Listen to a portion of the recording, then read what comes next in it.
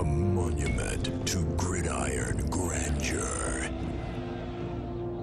It has become both a symbol of struggle and the reason for it. One team controls its destiny, the Oregon Ducks. The other has to fight for it, the Stanford Cardinal. Today, the next fateful step must be taken to reach the game's most majestic cathedral, the Rose Bowl.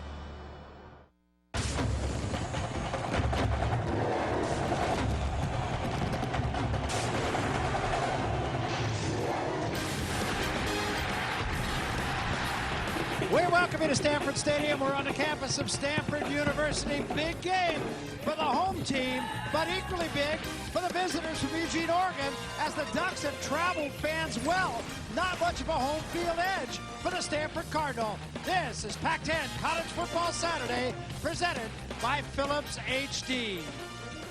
And hello again, everybody. I'm Barry Tompkins. You know, my partner, Petros Papadakis. And Petros, let's talk a little bit about the importance of this game in a big conference, a conference that's starting to get national recognition as maybe the best. Well, it's no doubt in my mind right now, Barry. The Pac-10 is playing the best football in the country. Explosive teams. Oregon's the hottest team in the country right now. Arizona's got a shot. Stanford, with one more win, becomes bowl eligible. And USC, still pretty good and still mathematically alive. This is a great conference, top to bottom. And in a good conference, we're going to see the best offense. The Oregon Ducks, so far, just unstoppable. Well, they have got it going, and it starts with the quarterback. It starts with Jeremiah Masoli. This guy was fifth string last year and became a 10-game starter. He makes great decisions. He's like a running back out there. He's got a strong arm and a cannon if he can see the right throwing lanes, and he's a great option player.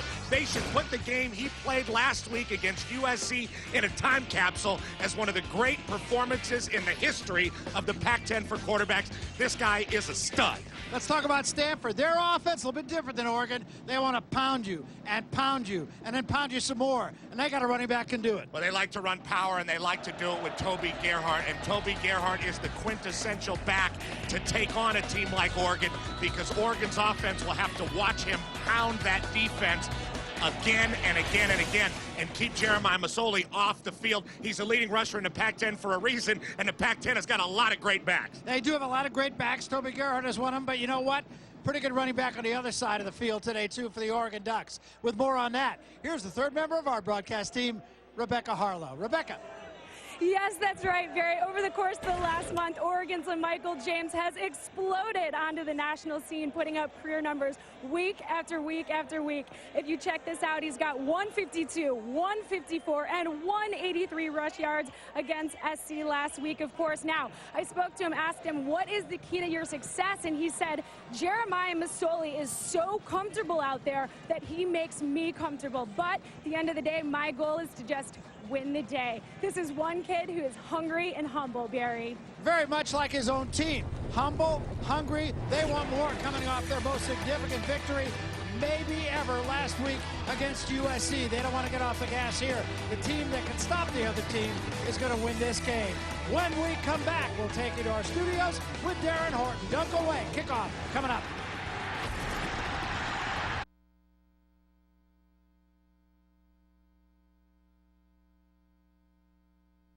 And by the new Quiznos double cheese cheesesteak. Toasty. We welcome you back to Stanford Stadium. Beautiful day for a ball game here, Stanford and Oregon. Before we get started, let's take you once more to the sideline. Rebecca Harlow with Jim Harbaugh. Rebecca. Coach Harbaugh, you say that this is the best tempo you faced in this Oregon offense. How do you slow these guys down? How do I see them? They're a great football team. We're going to have to play our best football game of the year. Thanks, Coach. Thank you. All right, thanks very much, Rebecca. Jim Harbaugh, very chatty, feels that his football team, when we talked to him yesterday, coming off its best half, the first half in their last game against ASU. Today's game presented in high definition and brought to you by Philips HD. Chip Kelly, boy, the last time we saw him, he was lower than a snake. Lost the game to Boise State. Had to sit his best player, arguably his best player, for the remainder of the season. A tough decision. Look at him now, Pete. Well, they have got it in the right direction, and he was calm. He knew that they had a very difficult task going to Boise. He knew that it did not end up well for him. That was his first time ever as a head coach. But look what he's done with his football team. He's focused these young gentlemen. He's got them going in the right direction, and they are right now, as we said in the open, the hottest team in football with one of the most explosive offenses we've ever seen. Love their offense. And Stanford, needless to say, will have its hands full today. You can't make a mistake. You make a mistake on defense, they make you pay. It's just that simple. And as you said at the beginning, it begins and ends with Jeremiah Masoli. We'll find out a lot about Stanford with this opening drive and what they can do offensively, pounding the Oregon defense. And this is a guy that can bring it, and Stanford will need good special teams play. Chris Owusu has already returned three kickoffs for touchdowns, 2 of them on the opening kickoff. Beard will be the kicker for Oregon. And let's see if they kick it to Owusu. Beard comes forward, drives this one, and Owusu will have a chance. Comes up, takes it at the 6-yard line. Got a little bit of a gap to the 30, 35 to the 40. Look out, midfield. Going to be a race. He's at the 30 to the 20. Caught from behind and dropped at the 15-yard line. But you could not draw it up better for a start of the game if you were Jim Harbaugh. 77 yards. Well, the lane was there for Owusu, and all he had to do was use his extraordinary speed and accelerate through the holes. Great job by the Stanford kickoff return team, staying on their blocks, knowing that Owusu could take advantage of that hole, and just tripped up at the very end of the play. Saving the touchdown is Terrell Irvin. So Andrew Luck will lead the Cardinal, starting at the 16-yard line of the Oregon Ducks. Gerhardt, the tailback, Whalen in motion.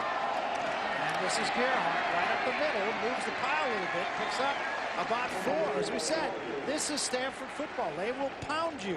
And they have a very talented quarterback in Andrew Luck, a guy who seems to be getting better every week. First down yardage, I believe, a real key in this game. If Stanford can get 4 yards, as it did on that series, that just opens up everything, because Luck very efficient off the play action. Barry, that's the key to their entire offense. They're going to run power. They're going to get behind their great fullback, Owen Marisic, and they are going to challenge Oregon physically. 2nd down and 6. Play fake this time. Luck runs right into traffic. Had unloaded early. Almost picked. Bryson Littlejohn had his hands on that ball, and that was going to be a pick 6 had he been able to hold on. Defensively for Stanford, offensively, presented by Phillips. You saw the offensive line. Here are the skilled people. Owen Marisic, we've been talking about him all year. And he is a guy, if he gets a hat on you, he doesn't let you go. He's got great hips and great ability. He does it all for this Stanford offense. Really one of the most unsung players in the country. Really makes it work for the Cardinals. 3rd down and 6. And 2nd down play, Luck just rolled right in to the oncoming defensive player for Oregon that time. There's a drop play with Gebhardt. Nothing doing. He'll stop for a loss. Well defended that time. T.J. Ward just filled the hole. Well, that was an example of Stanford doing what they had to do on 1st down and getting a pretty good gain. And then on 2nd down, Kenny Rowe putting that giant hit on Andrew Luck. And then they solid it up on 3rd down. Very good defensive series for Nick Aliotti's Stanford, Oregon defense. I'll say. Whitaker will come on to try a 29-yard field goal and get Stanford on the board first, just a minute and a half into the ball game. It is on its way, and it is good. Not by much, but he'll take it. Let's go back and take a look at the kickoff return of Owusu, and he hit that hole perfectly, just the way you're supposed to. Well, Stanford's a very disciplined team, and they're very disciplined in the way they go about all their business, especially the return game. And you see, Owusu's the one with the speed and the acceleration and confidence with the football, but it's really the blocks. Jim Dre, Fleener's out there, Amajoy's out there doing a great job. Will Powers, those guys holding blocks, driving forward, keeping their legs under them, not falling down in a situation like that, really gave Owusu time, and they held their blocks all the way down the field, all the way to midfield. Really well executed play for the Cardinal, but you know Jim Harbaugh wishes they could have capitalized with a touchdown. Stanford 10th in the Pac-10 in red zone offense. And I think this Oregon defense, because there's so much conversation about their offense, I think it just doesn't get enough notice. No, it certainly doesn't. And the Oregon defense, even in Boise, really carried their team through the first 3 games, also against Purdue and also against Utah. And then the offense started going. They are the #1 red zone defense in the Pac-10, the Ducks are. So Kenyon Barner will be the deep man, and this guy could scoot also.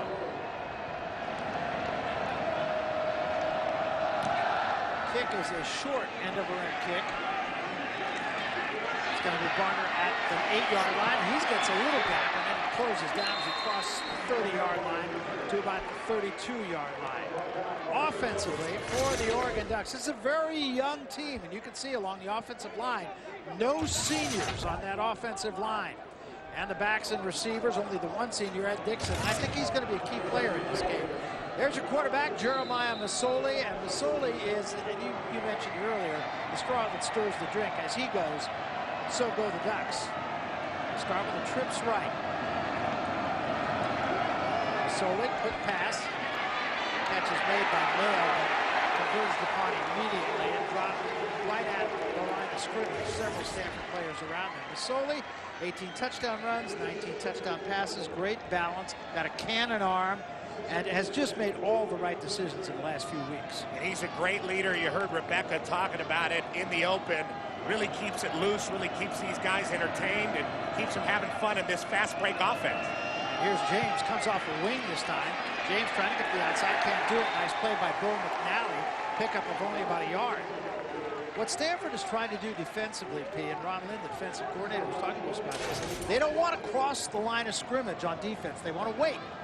They saw USC make that mistake, ends crashing up, leaving giant yawning holes for LaMichael James and Masoli to run through. Stanford doing a good job right now, hanging out at the line of scrimmage and running to the ball. They are 3rd down and long. Right now, Oregon not running that hurry up. They go empty as they bring James out. Masoli straight back to pass as all day. Throws over the middle for Dixon, incomplete. Dixon was open. Masoli missed him. Like you said, Barry, he was open. Delano Howell and Bo McNally, both Stanford safeties. Dixon came right between him and was open and really didn't stretch out for that ball. Masoli just missed him. And it was Dixon in Stanford, or in Oregon's really real coming-of-age game, which was the one against California. Dixon showed.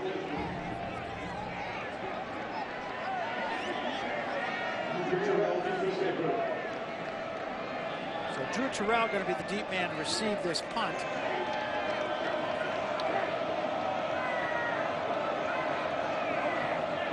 Long count.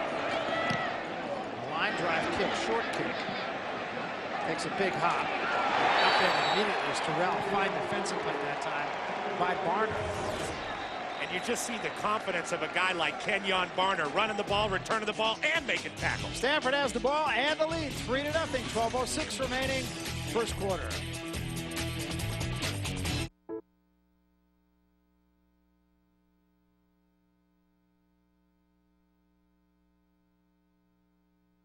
Coach and then die. That's a football coach. He's a football man and just an inspirational guy to be around, and you can tell how much his players love him and how much they've responded to him. Look what they've done in his tenure at Stanford. Oh, and what he's done, it's just unbelievable. First down, Cardinal at the 25-yard line out of the I formation. Play fake. Luck is going to go up on first down, throws deep, and that's going to be interference. Whalen, the intended receiver, he was tackled by Javis Lewis. Javis Lewis plays that rover position for Oregon. They've had a lot of injuries in the secondary that they've had to overcome. Ryan Whalen, a very under control receiver, picks a shoulder and just tries to take out Lewis. On the defense, number 14. 15-yard penalty, automatic first down. Whalen really tried to use his body and get between Lewis and the ball and did a great job of doing that. And Lewis had no choice but to take him down. Whalen really a savvy wide receiver. Began as a walk-on here, outstanding student, 4.4 GPA coming out of high school. Walked on to the Stanford team, was becoming the most reliable receiver. First down at the 40-yard line for Martin. There's the give to Gebhardt. Gebhardt tries to bounce it outside and almost did. Picked up about 4, and that is going to move him over the 1,000-yard mark. Toby Gerhart over 1,000 yards on this season. He had 994 coming in to this ball game. He's the Pac-10's leading rusher, ahead of Jacquizz Rodgers and Javid Best, who we have coming up in the next game. California State leading rusher in the high school history of this fine state. One of the great running backs in the history of the state. Pretty impressive. Oregon shows blitz this time. They pick it up. Luck's pass is caught by Whalen for a first down. And right now the Stanford offense is clicking. Pazinger and Ward on the stop. A nice throw and a nice grab. Well, you mentioned the savviness of Ryan Whalen. He recognizes the bail coverage there and runs a nice short route, finds the place inside the zone, and for a redshirt freshman, Andrew Luck recognizes right away the bail and the zone and gets the ball to Whalen. That's really good communication, especially for a redshirt freshman quarterback, a first-year guy. Stephon Taylor in at tailback now for Stanford. And this is Taylor. Taylor hit by the first man through. A pickup of about 2. T.J. Ward filled the hole nicely. Let's go down to the sideline once more. Rebecca Harlow with more on Jim Harbaugh. Rebecca? Yes, well, Barry, what's interesting about this start is it's exactly what Stanford expected. We talked to Harbaugh yesterday, and he said, I've never seen our team intimidated. In fact, there's definitely no fear around the locker room. There's a feeling that this is an opportunity for us to step it up in the Pac-10. They're certainly starting off that way, guys. Well, a huge game for them, of course. They got the 5 wins. They need 1 more to be bowl eligible, and it's not an easy road. Marisic goes in motion, power formation, play fake. Luck going to go up, unloads deep. He's got a man out there, and he overthrew the intended receiver, who was Kobe Fleener, a tight end. And he was there. Kobe Fleener, one of the fastest players on the Stanford offense, really can open up and run for a 250-pound guy, and it was Zach Clark, who can also play defensive end, coming from the inside and getting a big hit on Andrew Luck. Otherwise, that was a touchdown Cardinal. And I think he forced Luck to throw it a little bit earlier than he absolutely would have did. So now 3rd down and 8. Gerhart back at tailback. This time they go out of the gun. Whalen, it's Griff Whalen in motion. Here's a blitz off the edge. It's picked up. Luck steps up, throws. Whalen makes the catch. First down, Cardinal. That's Ryan Whalen on the catch. Cardinal have 2 Whalens who are receivers, not related, Griff and Ryan. John Boyette on the stop. Another Stanford first down. And another perfectly executed play. Well, look at the Whalen boys. You see the little pick play there. That's Griff Whalen, and Ryan Whalen comes right above that and finds another soft hole inside that Oregon zone. And Andrew Luck does a great job of sticking in there in the face of the blitz, which was picked up nicely, and delivering the football. Stanford looks good and disciplined right now offensively. And that was a key, Jim Harbaugh told us yesterday when we spoke with him. Out of the gun once again, and they gave this to Gerhart. Gerhart didn't get much this time. Might have gotten 2. Brandon Baer in the center for Oregon makes the stop. Stanford coaches were talking about what sure tacklers the Oregon Ducks are also. Well, they have to be, and they've always had to be under Mike Bellotti and under Chip Kelly. The Oregon defense plays a lot of one-on-one, and they have a lot of safety movement, a lot of guys creeping up to the line of scrimmage.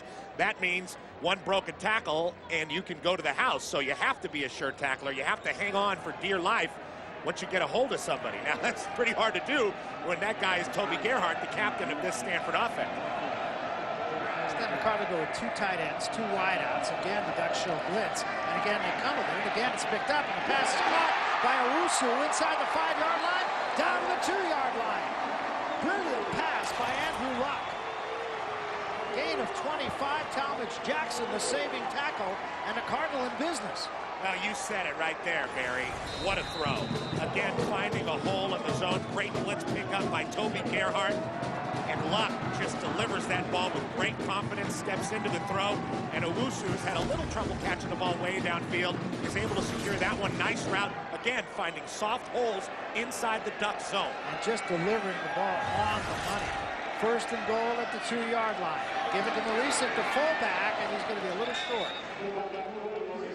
been running the fullback a little bit more on these short yardage situations. He hadn't had a carry until about 2 weeks ago. Well, I don't think there's any secret that Owen Marisic is Jim Harbaugh's favorite player, and he's the favorite player of all his teammates. Owen Marisic really is a guy that does everything right, according to his coach, Jim Harbaugh. And he shows up on film just watching. He does everything correctly. It's true. So get down there close to the goal line. You want to reward him a little bit. I think this one will go to Toby. A half yard to go. This is Gerhardt. He's close. Touchdown.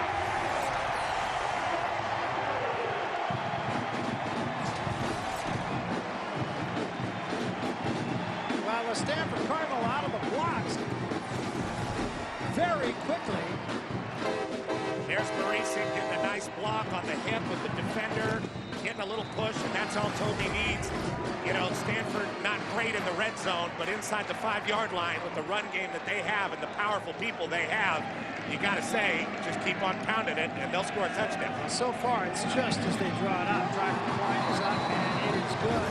And with 7:49 remaining to be played here in the first quarter, Stanford has taken a 10-0 lead, and guess what, folks? That lead is the biggest first quarter deficit for Oregon this year. We'll be back.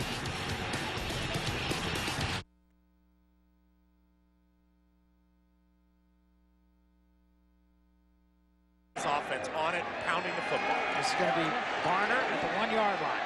Trying to get to the other side of the field. He's got no place to go. A flag is down, and so is Barner at about the 14-yard line. So this could push Oregon even further back. Chiki Amajui on the stop. Amajoy, I beg your pardon, on the stop.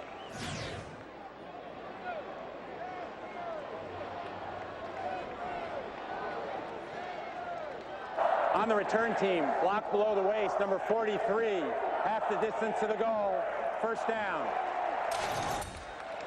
You know, this is something we saw plague Oregon earlier in the season when they were on shakier ground, special teams penalties, and a little bit of inconsistency on offense. Now, this is a Stanford defense that is beat up. Their best player, Eric Lord, is not out there. Clinton Snyder, their middle linebacker, one of their leaders, not out there. But they're hanging on so far. Let's see how long they can hold up against this powerful offense. Chris Evans also not in the ballgame. He is out for the day. The give this time on a reverse is to Holland, and Holland's got some room all the way out past the 25-yard line to the 27. Bo McNally makes the stop, a gain of 20. And that's become commonplace for these Oregon Ducks. I believe they had 8 plays of 20 yards or more against USC last week. That's a very simple end-around play with Holland coming around, one of the fastest guys in the country, playing any position. Great track run. Oregon going to the hurry-up now. Pass over the middle, dropped by Holland, right in his hands. Well, you saw what Holland can do, and then you also saw one of his limitations in 2 plays. He has a hard time staying focused throughout drives, and that time dropped a nice pass from Masoli. Holland with a beautiful touchdown catch against his old team, USC, last week. Jameer Holland was a transfer from USC to Oregon. Inside the Pac-10 transfers don't happen all the time. This time they line the tight end up in the backfield.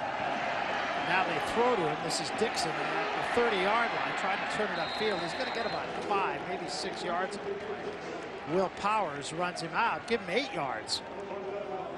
We're going to look at the action in the backfield with Jeremiah Masoli, just so calm in the backfield, so confident with what he's doing, and flips it out to Ed Dixon. A nice little play by Chip Kelly's team, getting Dixon involved and getting a nice gain on 2nd down. Now they're dealing with 3rd and short. Yeah, that's a very different look than we've seen from these Oregon Ducks. They got a lot of wrinkles. 3rd down and 2, and they give this time to James, and James squirms out of the tackle, gets the 1st down right about the 40-yard line. Matt Masafilo missed him. Yeah, Matt Masafilo got his hands all over LaMichael James, and this is what really impresses me about the true freshman.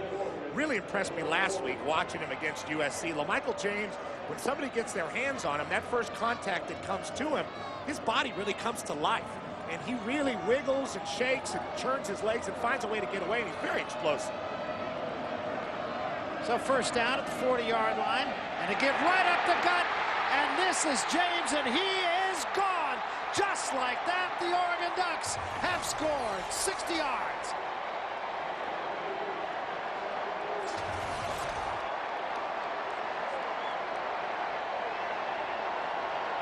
Well, you just said it, P. I mean, they give you one look one time, another look the next time, and then they come right back against the grain, and there's nobody home. Well, it's like the parting of the sea right there. A great seal. Mark Asper doing a great job just blocking out, and then on the inside, Jordan Holmes, 2 great blocks, and Michael James is way too fast to give a hole like that to. Nobody playing deep, nobody helping out to take on Michael James, and he takes it right down the field vertical in a hurry. 5 plays, 93 yards to go all, 1 minute and 7 seconds, and just like that, it's a 3-point game, and a flag is down. So we'll see about the penalty.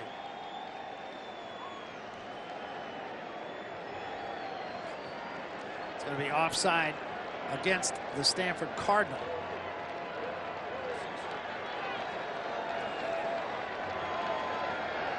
And it'll be refused. The extra point will be good, and it is a 10-7 ball game. Offsides on the defense. Penalty is declined. Try is good. So 6:33 remaining first quarter, and it's a shootout, and that's kind of what we expected. Stanford 10-7.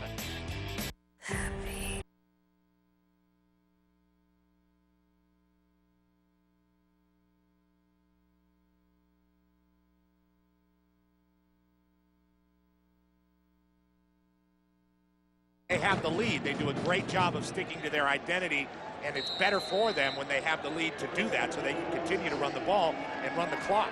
Stanford 13th in the nation in time of possession, so this is nothing new for them. And especially against this Oregon team, they want to take the air out of the way. You can see Stanford's won 20 plays. Oregon 8, and yeah, it's a 3-point ball game right now. Oregon can strike quickly. Big play here, 3rd down and 10. And they give it to Gerhardt. Gerhardt taking people with him down to the 5-yard line. It'll be close.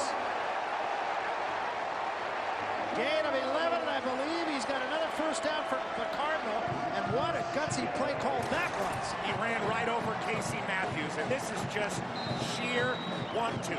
We call Toby Gerhardt a one-stop shop because he blocks, he can catch the ball, and he can do this for you. You see the hole open up, and he takes it there. He knows he doesn't have enough for the first down there until he steps right on the numbers of Casey Matthews, runs right over him, one of the best defenders on the Oregon D, and gets the first down because he wanted it more. Ducks do not have an answer for him so far. 11 carries, 56 yards. In the I formation, first down at the 5-yard line. Gerhardt again. Tried to bounce it outside that time, a step from getting in, but a nice tackle that time defensively by Talmadge Jackson. Well, Toby needed to get underneath his guard, Andrew Phillips, who came around on the pull. Once again, Stanford running their power play. They can do it out of all kinds of different formations, very diversified with that play they like to run. And Toby needed to get underneath Andrew Phillips. Instead, he got outside of him, and that's why the play didn't work. Stanford's going to go with its power package now as they bring an extra offensive lineman. James McGillicuddy comes into the game. And this is a real power formation here. Now that it's Dre out of the backfield. Give it to Gerhardt. Gerhardt trying to cut it inside. Still on his feet, close to the end zone. Touchdown Cardinal. And that's another 1-2 play.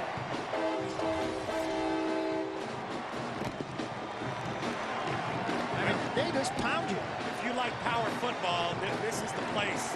This is the place to see it. Toby Gerhardt getting behind his offensive line. Owen Marisik again. Andrew Phillips pulling around.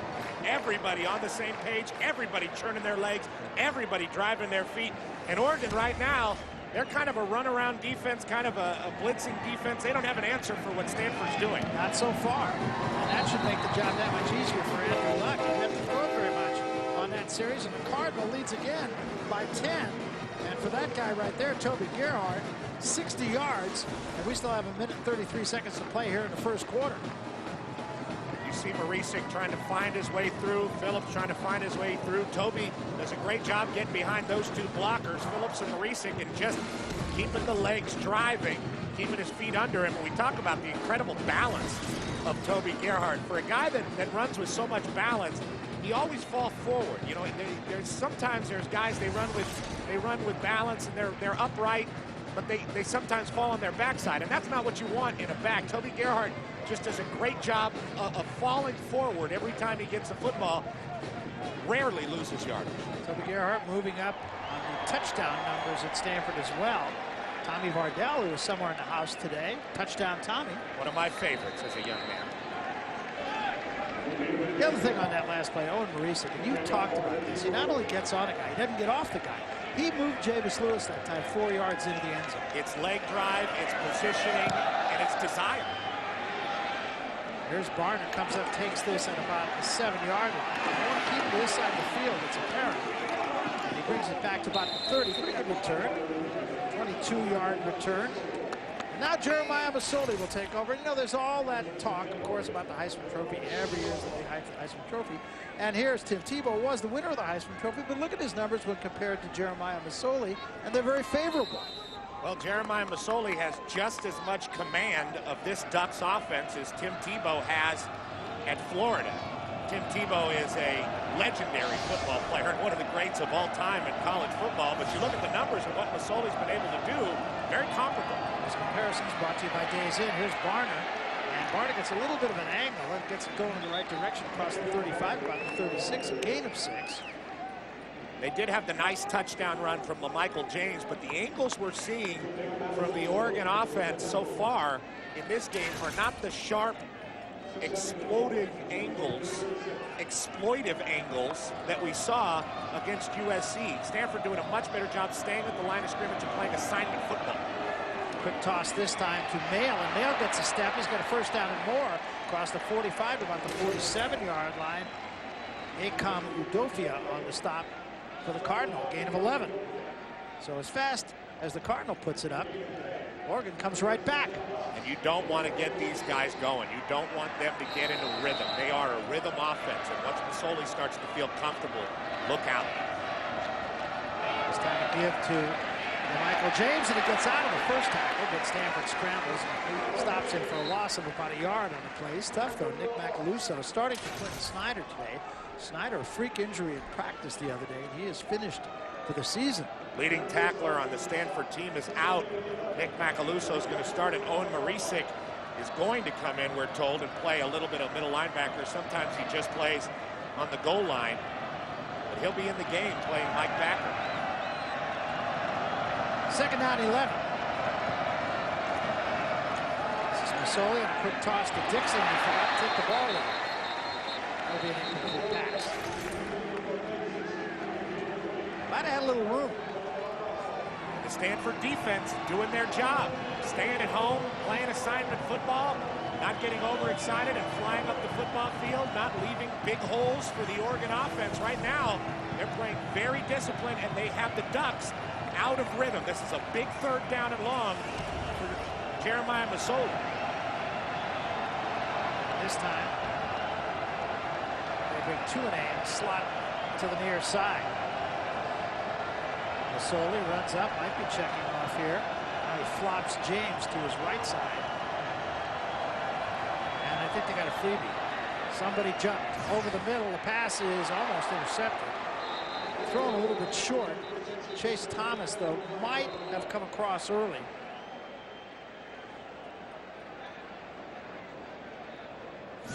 Offsides, defense number 93. 5-yard penalty, remains third down. And we talked to Ron Lynn about this. We will play 1 on time down.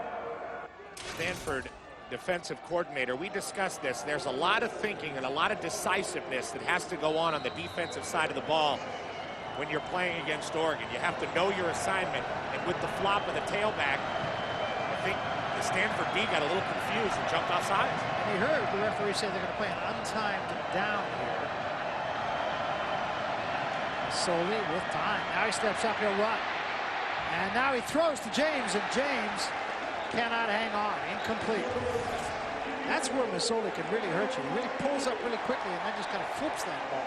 Got a lot of confidence, and he plays with a lot of control out there. But right now, Stanford's D, very impressive. Stepping up, making the plays they need to make. We come to the end of the first quarter, and a great quarter for the home team. Stanford leads it. A look at the scoreboard shows the Cardinals 17 and the Oregon Ducks 7. The Cardinal will have it when we come back.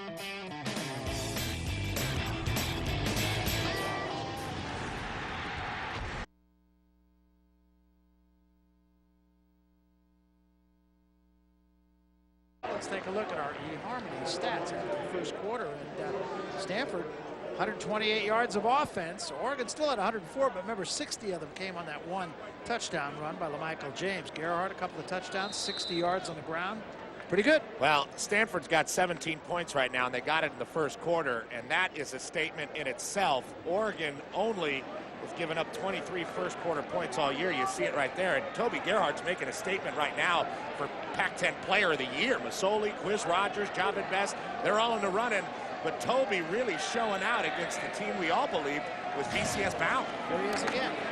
Right side, now he steps inside, stays on his feet. Great balance across the 20 to about the 21-yard line. Javis Lewis makes a shoestring tackle, a gain of 7. And Stanford doing just what it went into this game wanting to do on first down. Toby Gerhardt is running with a real purpose, and he always seems to. And Barry, you just think about all the great backs that are in the Bay Area this afternoon in college football. Toby Gerhardt, Michael James, Shane Vereen, Javid Best, Jacquizz Rogers, his brother James, Jeremiah Masoli, a great runner in his own right. This is wild. Oh, it's great. Play fake, Luck going to go up. Blitz is picked up. Luck throws over the middle. Owusu has it. 38-yard line of the Oregon Ducks. A gain of 40. And a ball perfectly thrown once again by the redshirt freshman Andrew Luck. What a beautiful throw by Luck, dropping it in. Owusu putting his head down and using that speed. Talmadge Jackson, the third, right on top of it. All right, let's talk about the Fearless Predictions presented by Phillips HD.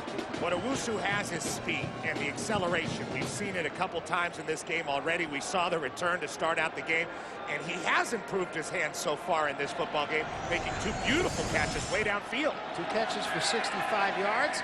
Plus, he's got 125 yards of kick return so far. Look out. Luck throws wide open. Catch is made by Dre. First down. Stanford. Luck took a shot. Ball at the 10-yard line. That's the third tight end that Andrew Luck, who just seems perfect so far in this game, especially under pressure. That's a third tight end. He's involved. He's trying to get the ball to Rulin. He's got it to Fleener. Got it to Jim Dre. Really takes a big hit from Michael Clay, but that ball, you can't deliver it any better than that. Perfectly thrown ball under duress. And a first down, Cardinal at the 13, call it the 12-yard line of the Oregon Ducks.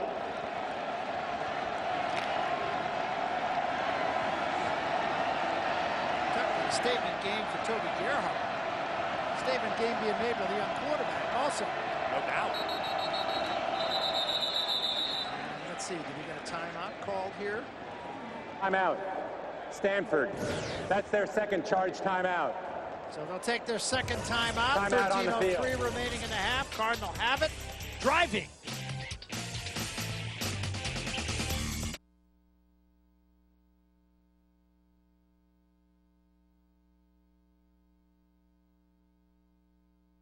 Last, the Pac-10. Not so today.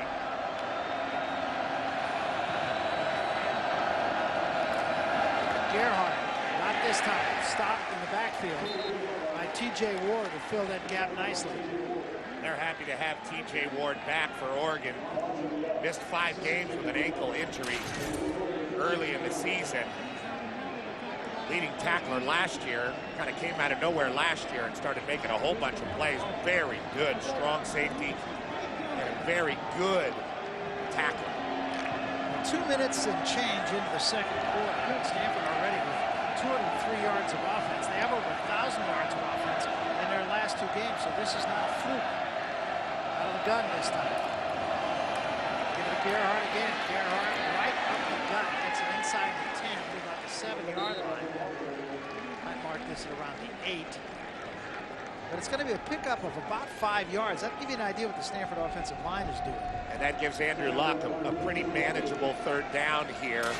You look at Andrew Luck and what he's done. Only 3 interceptions in 206 passes. And he's only been sacked 5 times that year. And certainly that's a credit to the offensive line, but it's also a credit to the poise of this young man. 6 of 10 today for 132 yards. There's not a better freshman quarterback in America. I believe that. It's at the 8-yard line, third down and 6. They go out of the gun. And this time they play fake. Luck looks to the end zone. Got a man. Dre. Touchdown Stanford. And a late flag comes in. But I'm not going respect it.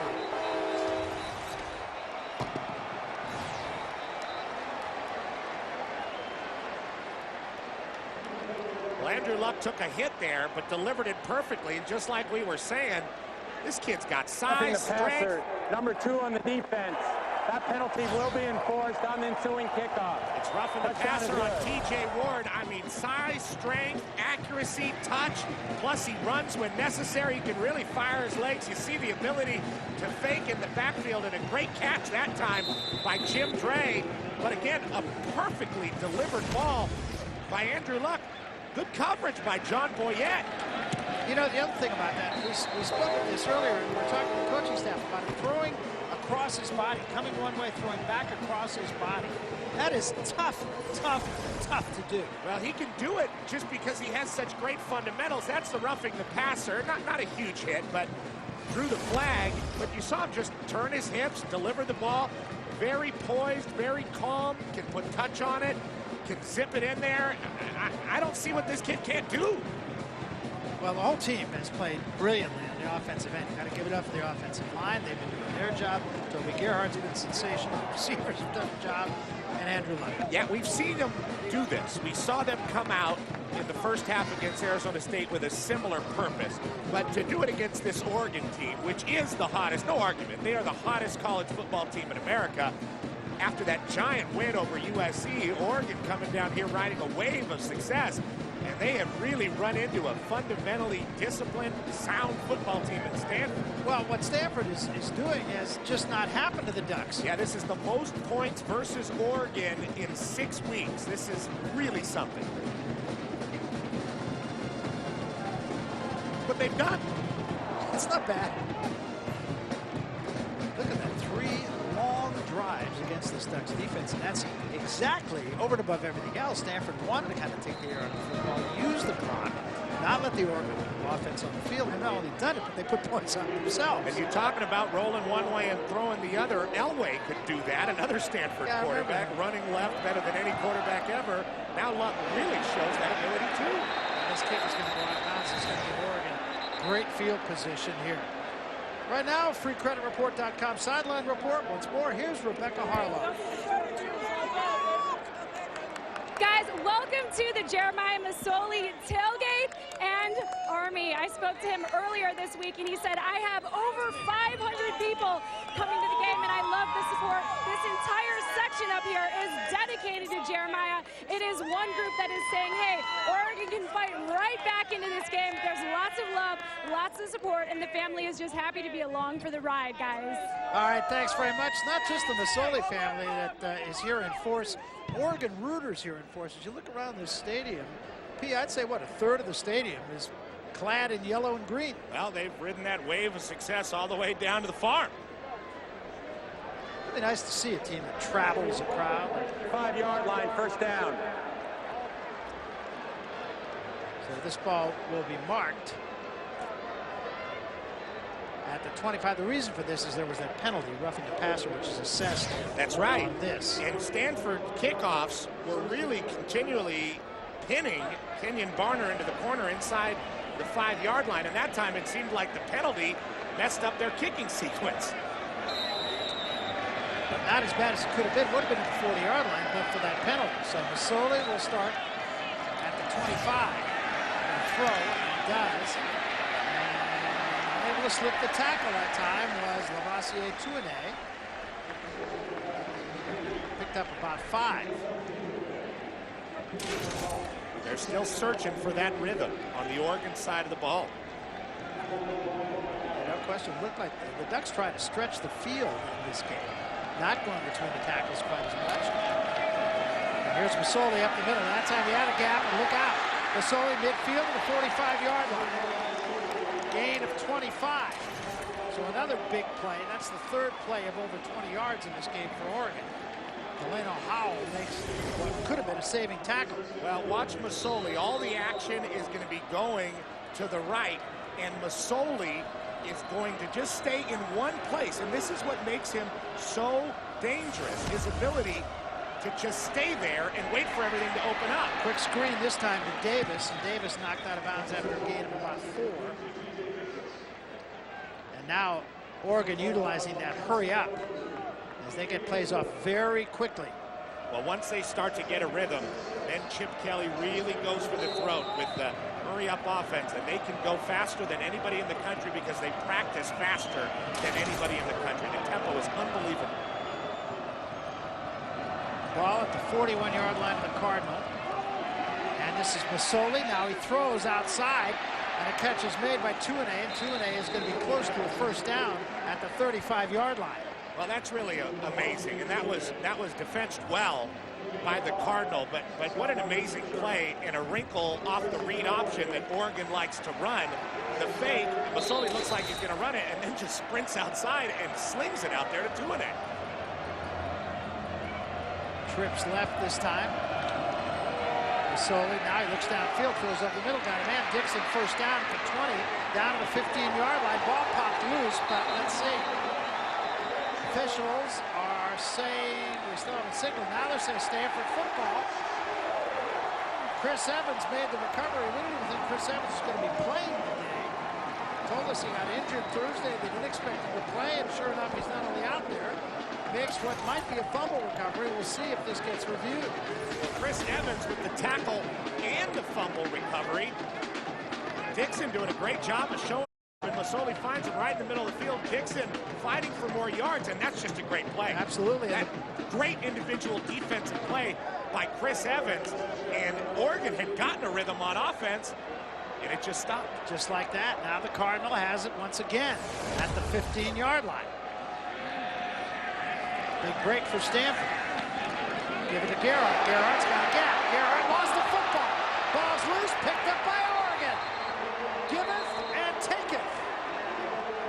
Spencer Paysinger makes the recovery for the Ducks, and they'll have it right back at the 29-yard line.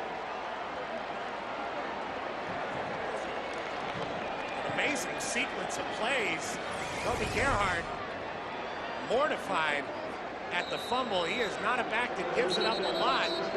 Makes a nice cut, and that's just a really good tackle by TJ Ward. Put his helmet right on the ball, and sometimes as a running back, there's nothing you can do about that. That's great defense overcoming good offense. TJ Ward popping that ball out, and Paysinger's the man on the spot, picking it up. Please reset the game clock to 9 minutes and 56 seconds. Let's see how Chip Kelly adjusts this offense with this huge deficit. Boise loss was 19-8, and Oregon hasn't been jumped on like this since losing at USC on October 4th, 2008. This is a tough spot for them. This is Masoli this time. Fakes, steps up, throws to the end zone. Wide open Mail. Touchdown. 29 yards, just like that. I'd keep my seatbelt buckled if I were you. I think this one's going to be a bumpy ride. Everybody bought the fake, and Masoli was able to get outside and find Jeff Mail deep in the end zone. Let's see if he hung on to the ball all the way through, because his momentum took him out of the end zone. He is bobbling it a little bit. Did he have it secured there? He's wearing white shoes, and the back of the end zone line is white. That's really interesting to look at here. They are going to take a look at this. Well, it has to be irrefutable. That's going to be a tough one to overturn. Let's take a look again. There you see him bobbling the ball, and then he brings in his left hand to secure it. But is that toe out of bounds there? That is a very close call. That'll look wide open, Mail. And you see what Masoli can do throwing the football when he has a clear path to throw it. Jeremiah Masoli, not the tallest player on the field, certainly for a quarterback, only 5'11". Delivers that ball very well to Mail. And Mail has possession there, but very difficult to tell. It reminds me of that one three-point shot back in the 80s that Kevin McHale made. Couldn't tell where his shoes were on the three-point line. White shoes, white line. That's tough. That is tough. That's going to be a very difficult decision up in the replay booth. And they're going to take another look at it.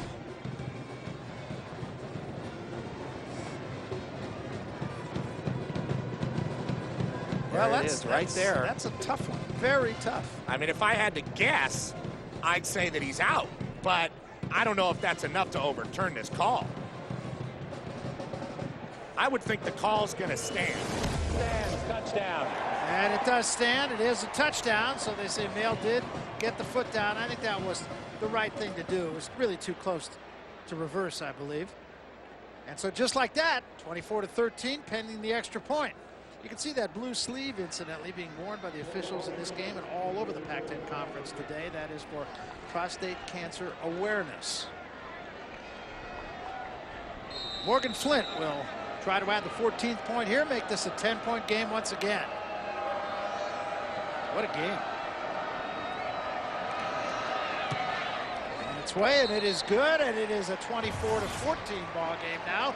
Stanford's lead again has been reduced to 10, 9:48 remaining first half. There's plenty more football to be played. Happy days are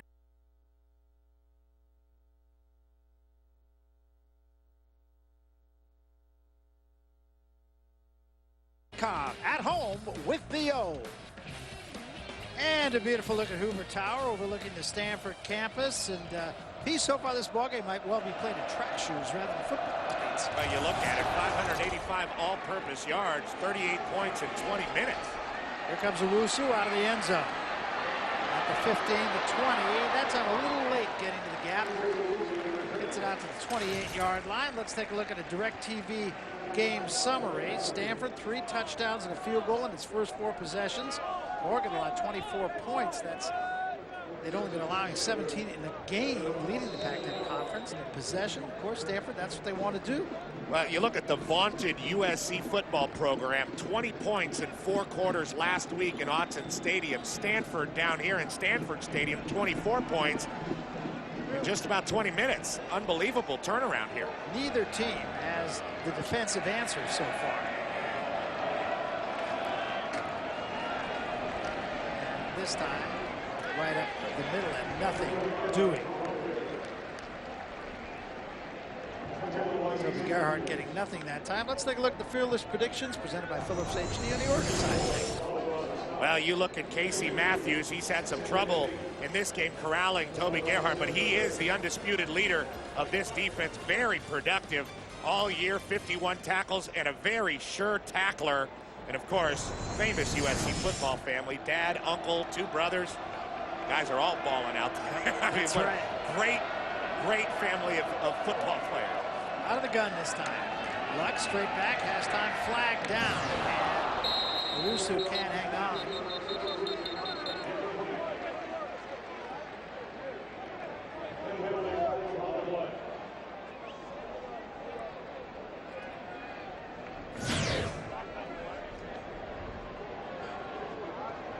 Here's the call. Offsides. Defense. 5-yard penalty. Remains second down. It's a little bit of a break for the Cardinal. They get 5 against Oregon. You talked about that yardage, the amount of yardage so far in the ballgame. That computes to 30 yards a minute. That's a lot of offense. Well, Toby Gerhardt's got 90 yards and counting. It'd be really interesting to see how Oregon plays the rest of this game. Barry, you referred to it earlier, the young Ducks. Only 5 of Oregon's 44 players on the 2 deep are seniors. These guys have to mature in a hurry and come back here. Gerhardt, play fake, and Luck is going to run. Luck's going to have the first down across the 45 to the 47-yard line, and that's borrowing a little something from the Oregon playbook. Well, a really good fake by Andrew Luck, and for a redshirt freshman, and this guy has the entire package just like Toby Gerhardt does. Just great action, and of course all eyes are always on Toby Gerhardt for what he can do, and that really does look like Oregon. You see the ball not moving at all, and you see that sometimes when you watch enough tape on a team, you might just borrow a little something from them, and it looks like Jim Harbaugh did it right now. Worked for a first down, ball at the 46-yard line. Gerhardt again, right up the gut, gets a little gap, gets it down to the 45-yard line, a pickup of 9. Stanford getting it in big chunks, and you really got to give it up for the offensive line. Jonathan Martin, Andrew Phillips, Chase Beeler, David DeCastro, Chris Marinelli, the only senior on that offensive line. That time was Martin with the clear out. And you see the tough situation that Nick Aliotti, defensive coordinator for the Ducks, is in. Does he bring the safeties up? Does he bring Boyette up and TJ Ward to try to stop Toby Gerhardt? because if he does that, he's going to get hurt by the Stanford tight ends and the play action that Andrew Luck is able to run. Well, that's exactly right. I mean, the same issues that befall Stanford are befalling Oregon now. Stanford kind of taking what's there. This time we'll give the fullback the first down. Marisic will get it down to the 41-yard line. Marisic becoming more and more a part of the offense. And in fact, today, with the injury to Snyder, he's playing a little bit more defense, too. Jim Harbaugh was telling us the guy walks around with 2 playbooks at all times. Offensive book and a defensive book. And he's a pre-med major. Oh, by the way. And he's cracked 3 helmets this year. That's right. Just some great stories on both sides of the ball. This is turning out to be a great Pac-10 football game thus far. Absolutely. Luck straight back on first down, steps up, gonna throw, looking for Whalen. I believe he got it at the 2-yard line. What a catch by Ryan Whalen, and Luck put it the only place he possibly could. Andrew Luck wills this catch. Talmadge Jackson, I don't know how you cover Ryan Whalen any better. Maybe you try to knock the ball away. But you see it right there at the top of your screen. Whalen taking off right down the numbers. And that ball is just put in there. It's not like Whalen didn't even see it. It's just willed by Andrew Luck, the freshman, that ball be cut. Great coverage by Talmadge Jackson III. How do you tell him to cover him any better? Couldn't have done it any better. First and goal at the 3. Gerhardt stopped at about the 2-yard line.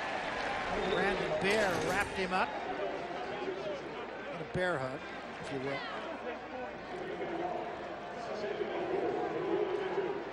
Stanford going with that power package once again. Now they bring it out, and they come with 2 tight ends.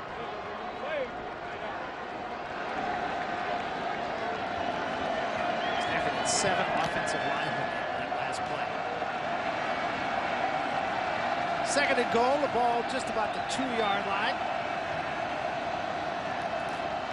Give it to Marisic, and Marisic fights for the end zone. He's close. Touchdown, Cardinal. So every time Oregon knocks on the door, Stanford answers. And they're going to continue to have to do that in this football game because the Oregon offense has got a little bit of rhythm going. In the short yardage package for the Cardinal, a heavy dose of Owen Marisic carrying the ball on 3rd and 1s and near the goal line. A great job of Marisic taking a page out of Toby Gerhardt's book, keeping his legs going and getting right up into the line of scrimmage. Try for point by Whitaker is up and good, and it is a 31-14 Stanford lead. Right back to a 17-point advantage. When we come back, we'll take you to our College Football Saturday studio for the Geico halftime show with Darren Horton.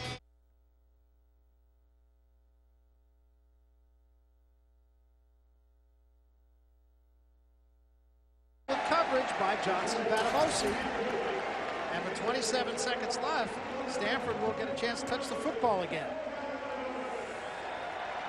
You have to really be impressed with Stanford's defense, especially since this Oregon team, now they did have a bye week, an extra week to prepare, but this Oregon team has got to be the most difficult team to prepare for in the country because of the tempo, the speed that they play at, the unique ability of their offense. You just can't simulate it with your scout team in practice. It's very difficult to do. Now, Jim Harbaugh really did give a lot of effort in simulating it, and it looks like it's paying off right now. Well, he did. He had a defensive back, Michael Thomas, who was a high school quarterback, very fast, run the scout team. This is Terrell. Terrell starts up the middle, gets a little gap to about the 38-yard line, 17 seconds remain. And very good special teams thus far in this game, and Chip Kelly told us that these are the 2 best special teams playing teams in the Pac-10. Big hit there. Michael Clay. Well, Stanford now has only 1 timeout remaining with 17 seconds. I mean, stranger things have happened. You could throw this ball over the middle, and I think they're just going to make a statement and try to run a little more power and just take some more football out of this Oregon team and then jog off. That's what it looks like. Give it to Gerhardt. Gerhardt going to be stopped at the 40-yard line, gain of 3, and that likely will be the last play of the first half, and it will be. And I have to remember for Stanford Cardinal fans, all-purpose yards. Stanford with 441 yards in the first 30 minutes of this ball game. And Oregon, not bad. They had 275 yards. Let's go down to the field right now. And Rebecca Harlow with Chip Kelly. Rebecca. Coach, Andrew Luck has been able to find soft holes all over the field. Your team always bounces back, but what do you want to see differently from your defense? We got to generate some pressure on him and not let him sit back there, but he's a really good quarterback. We can't let him sit back there and throw the ball. Thanks, Coach. Let's head on over to the Los Angeles studio for the Geico halftime show with Darren Horton. The score is Stanford 31 over Oregon 14. The throwing of the quarterback, Andrew Luck. Andrew Luck has really had a coming out party, and Toby Gerhart has stabilized this Stanford offense like he has all season. 110 rushing yards so far, and we've only seen a half. He's over 1,000 now, and you look at what he's done in the record books in the history of Stanford football. Just a fantastic player. Those are our Geico Eyes on stats, and Oregon not trying to fall into that role that Iowa played today. They lost. They fell from the ranks of the undefeated. Number 3 ranked Alabama is losing right now at LSU. Georgia Tech is losing. Notre Dame is losing, and we take a look at the BCS rankings. They're taking a beating today. Well, Florida is Florida, and we'll see them play a little later. Texas has got it going. Alabama right now in trouble, and LSU is still alive for the BCS championship in the SEC. Finally, it all caught up to Iowa. It is just a wild year, and right now, the Oregon Ducks are really in a pickle. They have to find a way to find the rhythm offensively and get some points on the board and stop Stanford. Well, no question about it. You heard Chip Kelly say that he's got to find a way to get to Luck. He hasn't been able to do it. Then he's got to deal with Gerhart. Fans, Land Rover wants to send you to the College Bowl game of your choice. Go to LandRoverUSA.com to register for the Road to the Bowl sweepstakes. Do it today.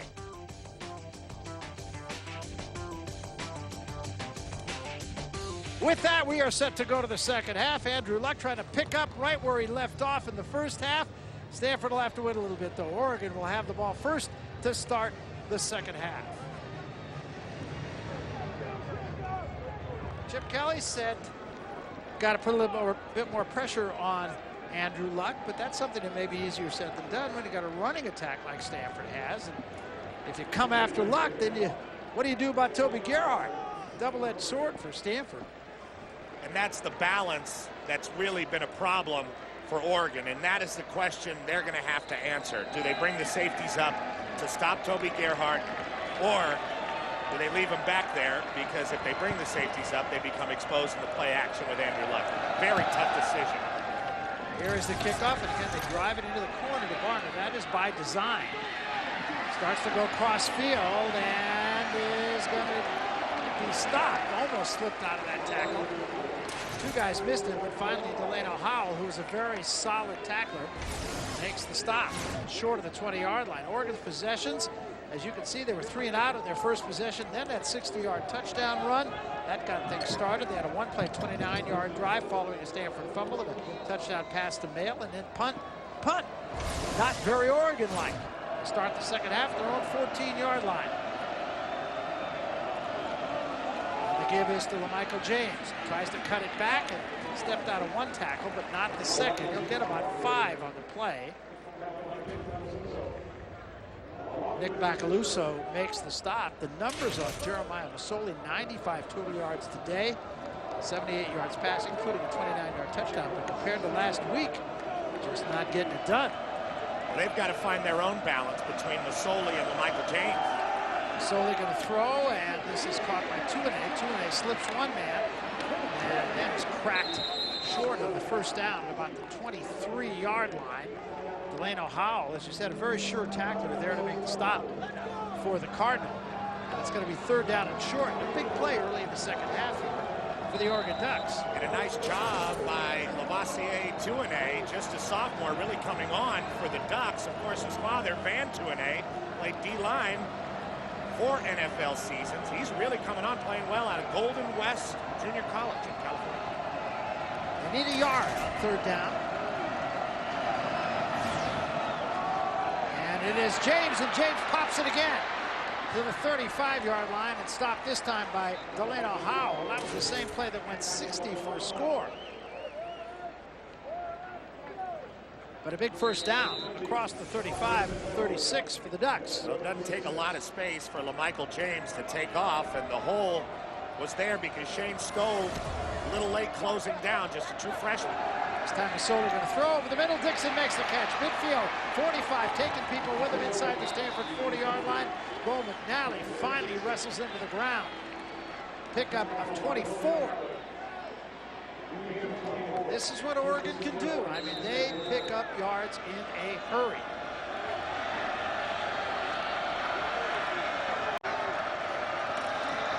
Give this time to James. Not this time. He was stopped by Chase Thomas. Thomas had a nice game so far. Great job by the front seven of Stanford, forcing the handoff to LaMichael James, keeping it out of the hands of Jeremiah Masoli. And then not only do you force the handoff, but you have to go and make the play because this Oregon offense is so dangerous. Chase Thomas does a good job of wrapping up and making the tackle. Second down and 10.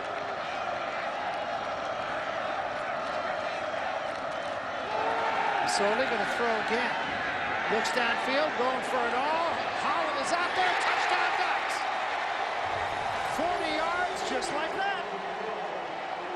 Took him 2 minutes and 14 seconds. The Stanford safeties caught out of position. Bo McNally was in no man's land, and Jameer Holland way too fast. Gets down the field in a hurry, and Masoli, nice throwing lane to find him. And you see Masoli rolling out. Had a throw to Jeff Mail in the first half on a similar rollout play. And that sun-drenched end zone finds Jameer Holland. Try for point is up and good, and it did not take long. This is back to a 10-point ball game. 12:46 remaining third quarter. Stanford will have it for the first time in the second half when we come back. Welcome back to Stanford Stadium here in Stanford, California. I'm Barry Tompkins, along with Petros Papadakis and Rebecca Harlow. You're watching Pac-10 College Football Saturday, presented by Philips HD. Due to time constraints, we move ahead to further action right after this message. Welcome back. Oregon now trails by 10. They have the ball again, coming off a very successful first possession of the second half. Well, they just came out of the locker room with authority. Tuane with a nice run and catch. Dixon found in the middle of the field by Masoli, and then Masoli getting real deep in the back of the end zone.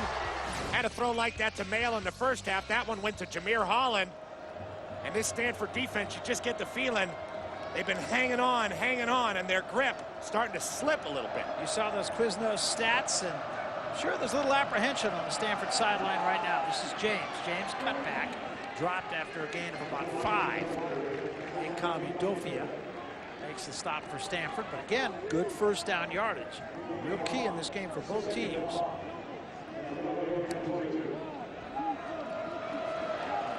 Now they go hurry up here, right to the line of scrimmage. Second down and 5. They're on a roll and they know it. This time Masoli on the keep. Masoli looked to pitch and will pick up close to a first down. Delano Howell on the stop for Stanford. And what you're starting to see, Barry, is the space. The space is being created. You have those big wide hash marks in the college game, wonderfully conducive to a spread offense. And Chip Kelly, I really believe, is an offensive genius. And he's starting to be able to exploit this Stanford D, starting to create the space and starting to dictate pace.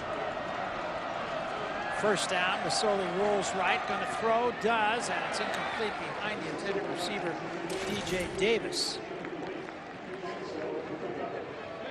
If there is one deficiency on this Oregon offense as far as personnel goes, they just don't have the game-breaking receivers that we've seen them have in the past. Jameer Holland has been a project for them, and he's doing some good things. Touchdown catch in this game, touchdown catch last week against USC. There you see DJ Davis out of Denver, Colorado. Tuane's coming on a little bit. Jeff Mail, a long strider. He's their guy, their go-to. This is James again, not this time. Well played, turned inside that time by Chike Amajoro. And now it's going to be third down and long for Oregon. So big play. They bring Holland to the near side. Holland just scored the touchdown in the last series, and they slot the tight end Dixon. That could be a difficult assignment for Stanford. And we're going to get a flag.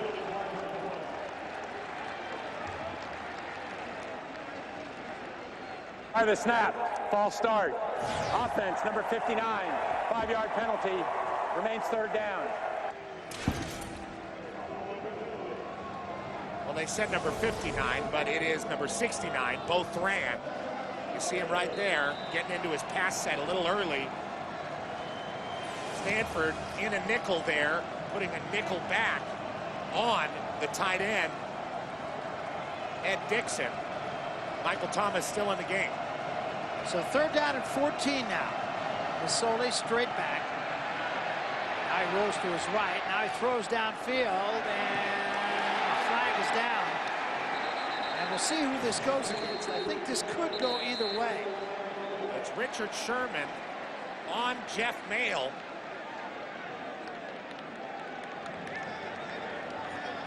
And it looked like Mayle grabbed him and pulled him. And it is. It's going to go against Oregon. Pass interference. Offense, number 23. 15-yard penalty. Remains third down. Mayle just kind of waved Sherman by. Half the distance to the goal. Now, why wouldn't Stanford refuse this penalty? It's 4th and 14 if they refuse it. I think he caught the ball. Oh, he caught the ball. Okay, I'll give you that. That would explain it. Nice catch by Mayle, and a great job by Jeremiah Masoli, buying time and finding and trusting his receiver downfield, but just a little too much physical contact from Mayle on Richard Sherman. So now, third down and 26.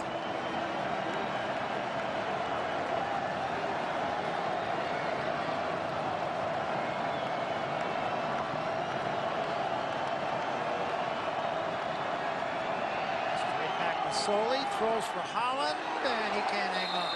Good coverage that time by Johnson Batalosi. Ducks will have to give it back to the Cardinal. I think that's a key defensive series for Stanford. Giant defensive series, but it only means a bunch if Stanford can get the ball back offensively and do what they did in the first half and get some yards on first down, pound Toby Gerhardt, and then use the play action with their freshman quarterback, Andrew Luck. Rice in his own end zone. Terrell stands just short of midfield.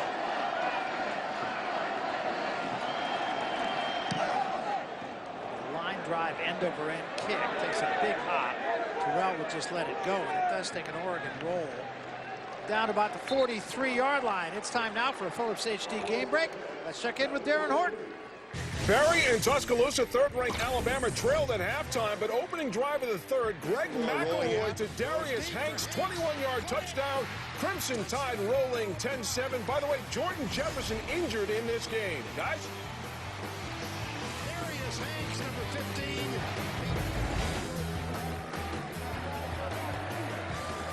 Thanks very much, Darren. Darren, rather, a 10-point ball game here, 31-21. Bama now in front of LSU, as you heard. And this time, movement by Marisic.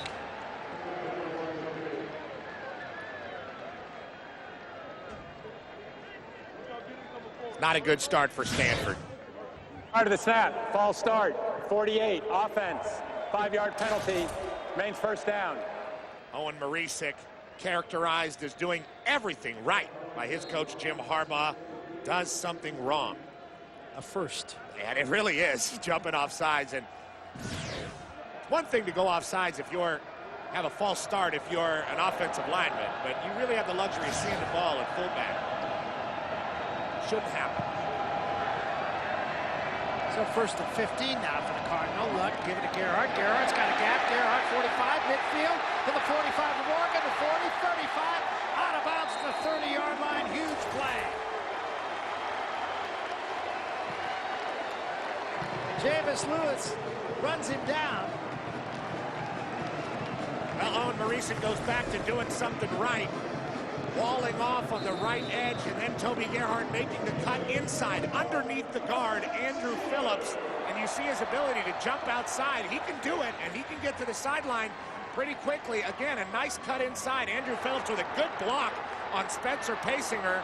And Toby Gerhart using the straight arm to get a few more yards. Big run for the Cardinals. Gain of 31. Stanford has it at the 31 of Oregon.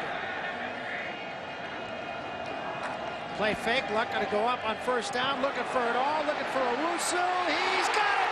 Touchdown, Cardinal.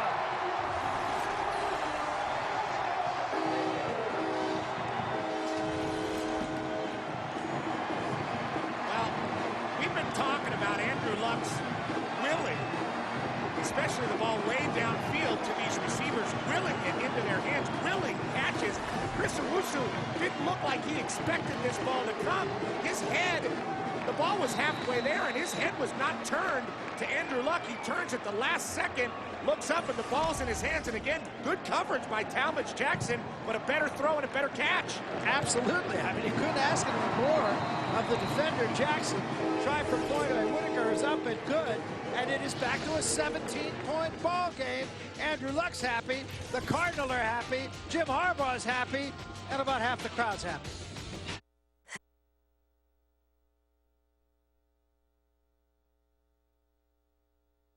No choice but to catch it, or it was going to hit him in the head. What a throw by Andrew Luck, and great adjustment by Owusu. And again, what do you tell Talmadge Jackson III? He was right in position, just couldn't make the play because the throw was too good. Twice now that's happened to him. Here's that kick into the corner again. Barner about a yard deep. He's going to come out. The 10 to 15. Dropped again short of the 20-yard line. Stanford special teams are really a factor in this game. Amajoy again makes the tackle. And Oregon's got to keep their foot on the gas. They have to keep their tempo going, and they have to keep the Stanford defense on their heels. The fact is, Stanford's offense is no fluke. No, I mean, look what they've done. They had 584 yards against Arizona, 473 yards against Arizona State a couple weeks ago, and 380 so far. And the third quarter's pretty young here on the farm against Oregon, and Oregon is still in a good position in this football game with the way they can play offense, and they're still in a good position in the Pac-10 even if they go on to lose this game because they don't have any Pac-10 losses. There's a give to James. James coming on that big loop, gets it up across the 25 to the 26, a gain of 8. Chike Amajoy makes the stop. Last week, remember, against USC, 613 yards of offense. And the numbers today are not embarrassing. They've got 300 yards. That's a lot, 298 yards, but not nearly good enough so far. Here's Masoli on the keep, trying to kick it outside, get around Sherman, and he does, and gets it up to about the 39-yard line before running out of bounds. And the Ducks are doing a good job right now, keeping the tempo going. Chip Kelly knows he's going to have to do it. He told Rebecca going into halftime that Andrew Luck was a great player and was going to be tough to stop. And right now, between Gerhart and Luck, Oregon's having trouble, but they got to keep the foot on the gas offensively, keep their tempo going, because they're not out of this game. No, not by any means. So they're going to throw this time over the middle. Dixon threw it behind him. Dixon was open. That's the play that just killed California, and that game, according to Chip Kelly and the coaching staff in Oregon, that was the game that really crystallized this Oregon offense. Well, in 2007, we saw Oregon with a terrible injury to Dennis Dixon in Arizona collapse at the end of the year when they were in the driver's seat. But this year, they don't have any Pac-10 losses like they did in 2007. They had that early loss to Cal. This time, James straight ahead. He gets about 3. Akam Udofia on the stop. Udofia's been very active on the down line defensively for Stanford so far today.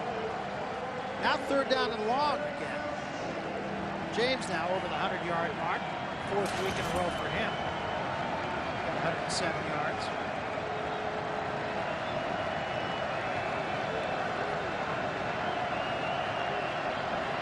And the blitz comes. And Masoli throws the screen. Perfect play. Here's James. 45 midfield. 45-40. On his feet. It's going to be a foot race. 25 to the 20 to the 10. And knocked out of bounds at the 3-yard line by Michael Thomas. That was the perfect play at the perfect time. Well, Shane Scove, the freshman, really took off for Masoli. Masoli really got scoped to commit and then was able to dump it beautifully to LaMichael James. And watch the acceleration by LaMichael James, just flying through the hole, through the seam, breaking the tackle of Delano Howell, almost taking it to the house. First and goal at the 3, and stepping in is Masoli on the keeper. Nothing fancy, get the job done, and with the conversion, this will be a 10-point game once again. What a game. And Stanford is scoring points with Oregon, and this Oregon offense, they've not been absolutely themselves, but a great fake again. Everybody commits to Barner, and Masoli sees the hole on the outside. Perfect read option run.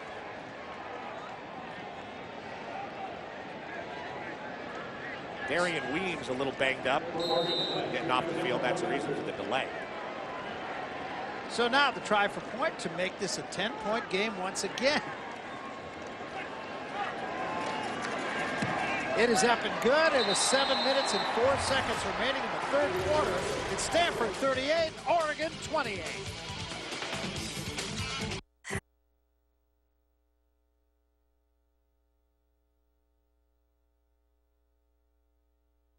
A real weapon, and there you see him right there for the Cardinal. They need some good field position here, and they need to keep answering scores, because I don't get the feeling that Jeremiah Masoli and Chip Kelly are going to stop here. They're not going to stop, and we're just past the midway point of the third quarter. Wow. Long way to go in this game. Incidentally, the last time Stanford beat Oregon was up in Eugene in 2001. The score of that game was 49-42. Here's Owusu.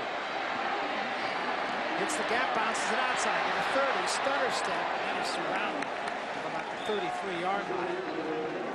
Marvin Johnson, first man to him, and it has been the Chris Owusu show. Well, here's the opening kick of the game, and Owusu just flying right down the numbers. He looks his best when he keeps those legs going, and then catching the ball brilliantly from his quarterback, Andrew Luck.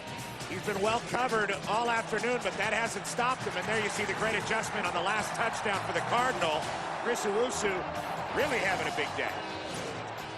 So this time Stanford starts at the 32. It's back to a 10-point game. Just under 7 minutes remaining here in the third quarter. Andrew Luck, the quarterback, Gerhardt alongside him. They go out of the gun. 2 tight ends, 2 wideouts right now. And momentarily, we have a stoppage. Shotgun formation on first down, a little different for the Cardinal.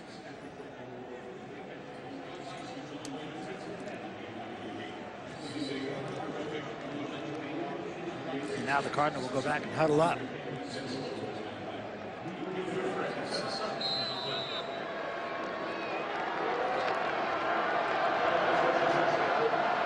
So here we go again. First down at the 32-yard line and remain in the gun.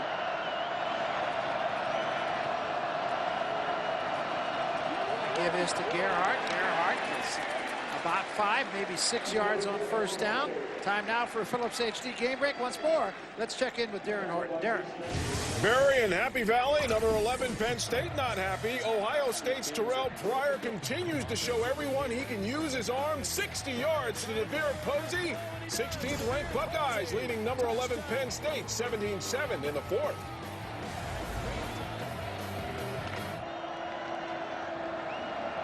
Thank you, Darren. 2nd and 4 here. 6 yards on first down, picked up by Toby Gerhardt. That was the goal, as we mentioned on several occasions. Now, Oregon moving around a lot defensively. Give it to Gerhardt again. Gerhardt, first down and more, busts into the secondary, and is stopped on a nice open field tackle at the 49-yard line by John Boyette. Boyette played great last week against SC. Hasn't missed a beat here, just a freshman. John Boyette plays very angry, and you see TJ Ward coming off the edge there on the run blitz. That doesn't help, though, because Toby Gerhardt gets into the line of scrimmage so quickly. And Toby Gerhardt breaks the tackle at John Boyette. He's going to the house because the other safety, Ward, was flying up the field. John Boyette, 5'10", 190 pounds, redshirt freshman, but plays a lot bigger than that. Young man out of Napa, California, Napa High School. Stephon Taylor in the backfield now for the Cardinal. First down to short of midfield. This is Taylor trying to cut it back. Saw a lot of green, but stopped before he got there by Spencer Pasinger. Well, the First and 10 line brought to you by Overstock.com. Save up to 70% off brand names every day at Overstock.com. Overstock.com at home. Yo. Ball right at midfield. Toby Gerhardt now 159 yards. Taylor remains in the game.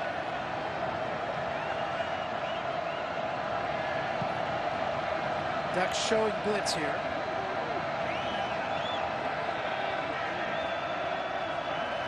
They back out of it, three-man rush. Luck throws over the middle. He's got a man, Owusu, who is cracked.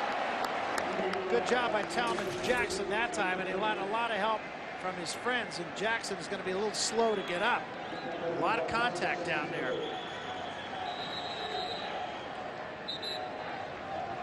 Owusu showed some nerve running into that. Still almost made the catch. This is a position that the Ducks can ill afford any more injuries. And you can see from the tape a real bang-bang play, a great look at it. Talmadge Jackson there a little early, but not early enough to draw a flag. Hits Owusu in the back, but I think Jackson hurt himself on the fall. Here it is in real speed. That went down hard. Chris Owusu almost came down with that ball. As it is, though, it's going to be a 3rd down and 9 for Stanford right in midfield. Jackson up on his feet and appears to be okay. Let's go to the sidelines. Hear what's more, Rebecca Harlow. Well, Barry, I've got to tell you that last long run by LaMichael James matches the mood of the Oregon defense. I've been checking these guys out throughout the whole quarter, and there are zero signs of fatigue. In fact, talking to Chip Kelly, he says that of every team he's coached, this team works harder. They work until they're blue in the face. They're playing like it's easy right now. There's a mood of determination. These guys believe they can get right back into this ball game, Barry. Well, they are very much in the game. There's no question about it. 10-point game. Stanford now looking at a 3rd down and 9. Long, long way to go. This game is nowhere near over. The Oregon defense used to playing a lot of plays. Happened against Boise, happened against Purdue, and happened against Utah. Straight back. Goes Luck. Steps up. Throws. Owusu has it at the 35-yard line. 1st down, Cardinal, 15 yards, and another big play by Andrew Luck.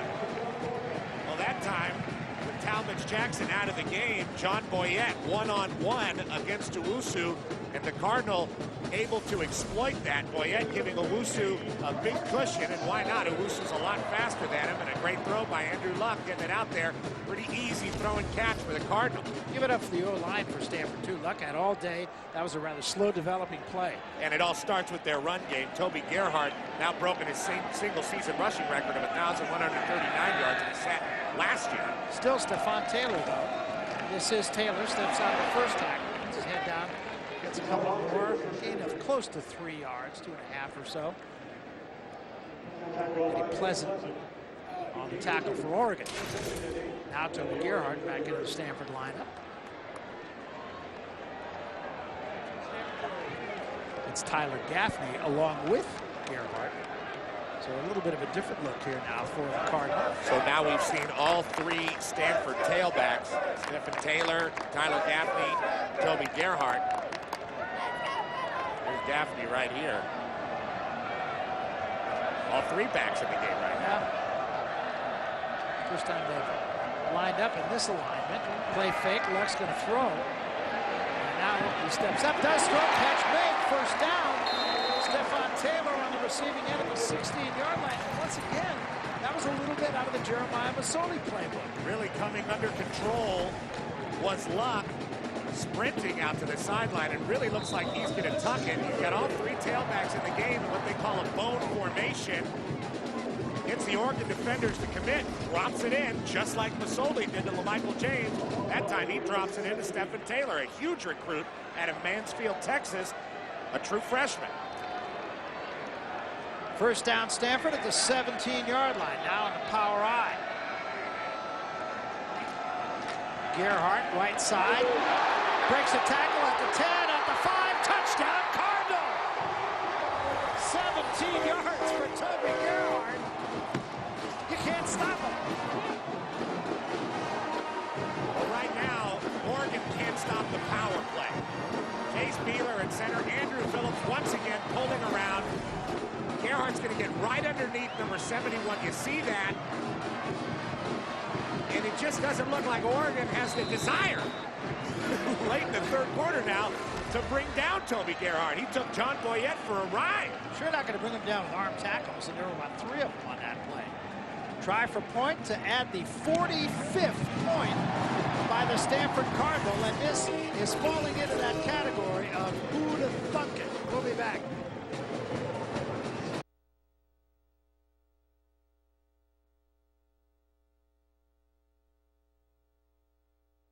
Gerhardt's numbers, unbelievable. Hat trick, touchdowns, still in the third quarter, 28 carries.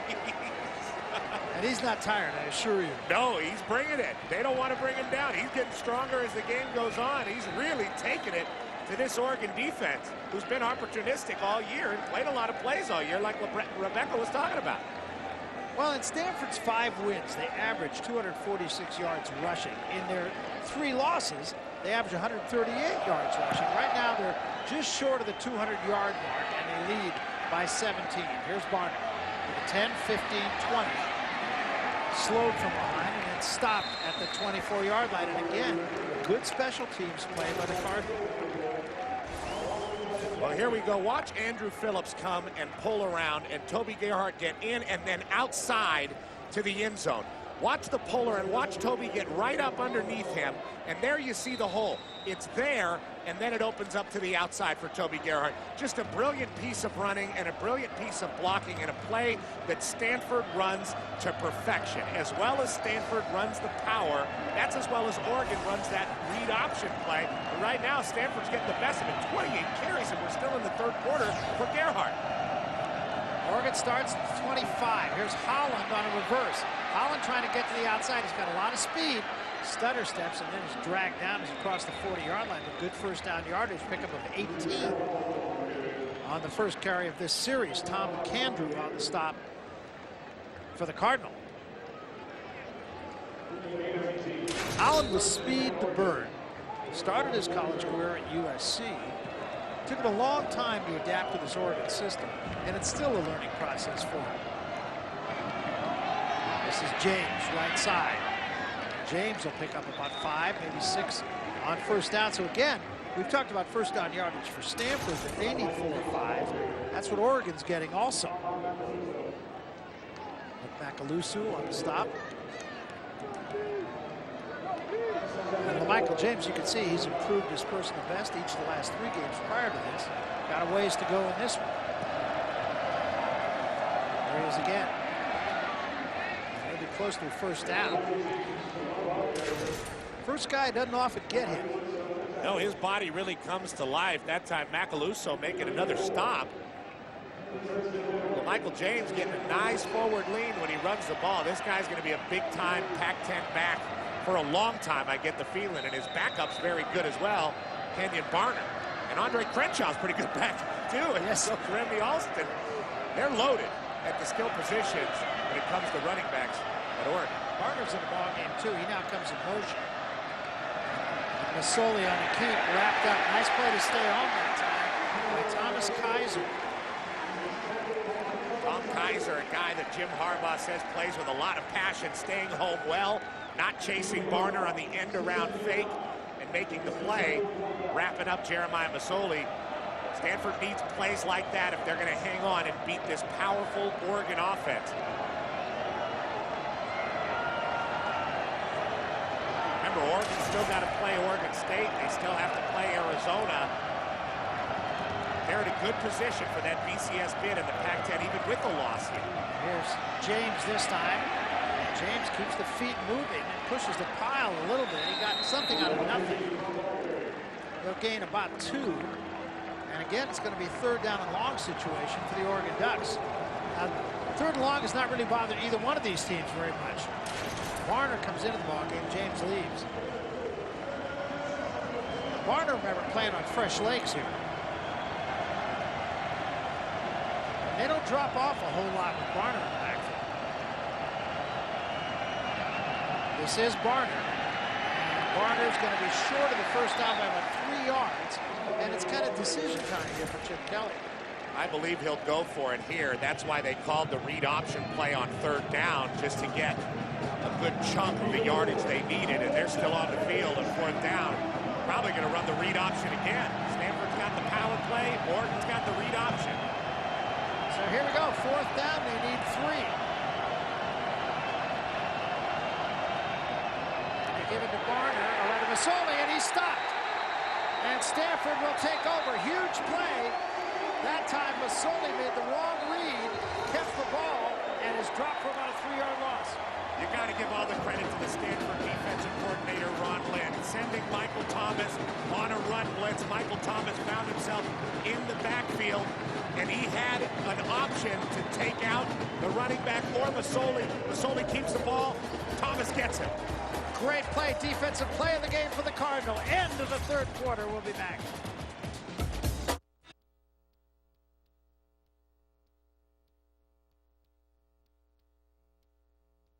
Spill before the ball snapped here. Stanford starts with an empty backfield. All kinds of finger pointing. And now we're set to go. They bring Gerhardt in motion. Now he winds up in the backfield. Play fake.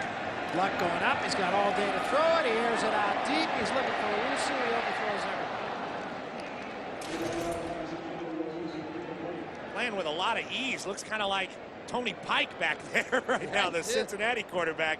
Andrew Luck just playing with a lot of ease, bouncing around back there, and all the time in the world to throw the football. Stanford using a lot of formation.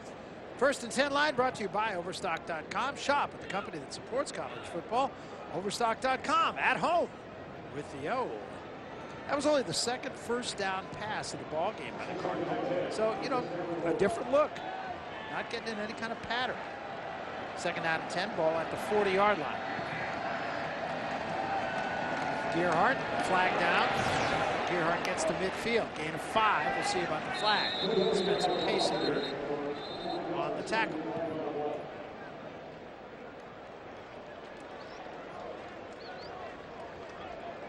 Offsides. Defense. 5-yard penalty. Remains 2nd down. So they will take the penalty rather than burn the down. It'll be 2nd and 5. So that's the same as a 1st down run for 5 yards from Toby Gerhardt. Stanford gets away with the incomplete pass and the clock stoppage on 1st down. Little penalties like that don't seem like a huge deal. They don't seem like game changers, but they can really hurt you. And Oregon's had a lot of penalties so far. They have 9 to Stanford's 3.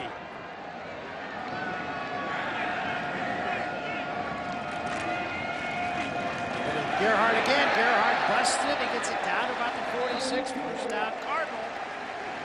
Another pickup of 9 for Toby Gerhardt.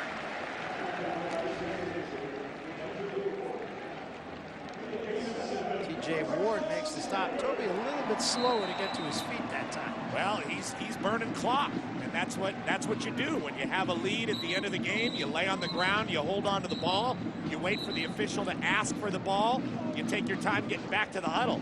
Toby Gerhardt almost at 30 carries in this football game, and this is the time for him to shine. His work is not done. He's got to run this clock for his team. There's that power I formation. That's the formation he scored the touchdown on. Give it to Gerhardt again. Gerhardt breaks it 40, 35. Taking people with him down to the 30-yard line. Boyette and Lewis just could not bring him down. And Gerhardt with that run has gone over the 200-yard mark. Well, he's having a career day, and he is carrying his football team along with that offensive line. That time pulling around David DeCastro with a really strong block. Andrew Phillips has been great pulling all afternoon as well. He's making a case for all Pac-10. So is DeCastro. This Stanford offensive line.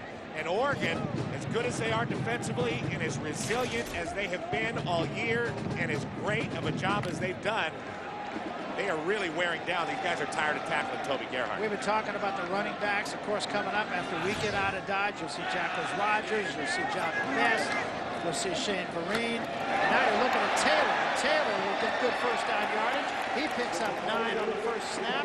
And this time Marvin Johnson going for right. And, you know, we thought maybe it might be the Stanford defense that's wearing out. But I'll tell you what, Oregon's looking more tired defensively than Stanford. Well, they're just taking football out of them.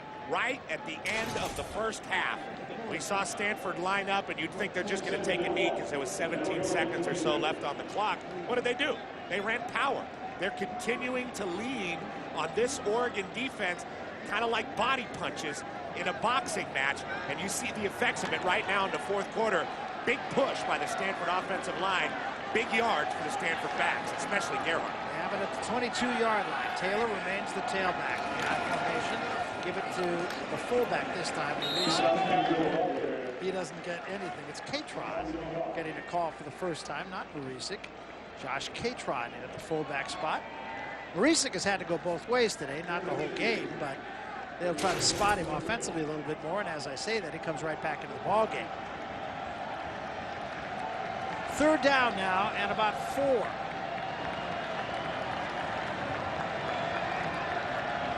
They are utilizing the clock.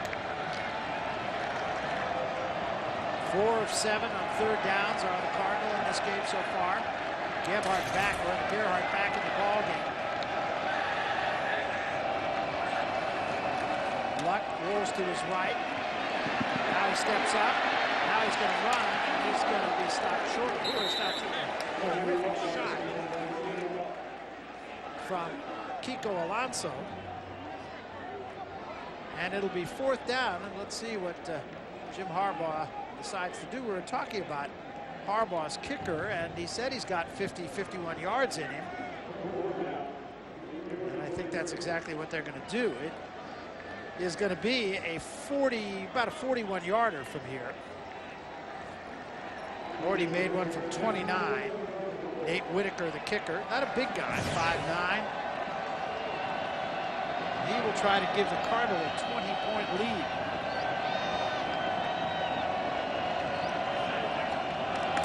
Snap placed on its way. Plenty of distance. Looks good.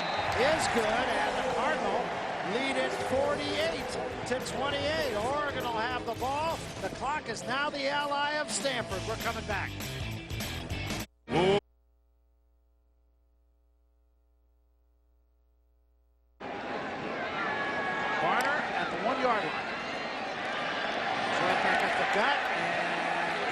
Short of the 20-yard line. And again, you really got to give it up for what Stanford is doing on the defensive end on special teams. Well, they've been covering well. Solid play, but look at Toby Gerhardt's day.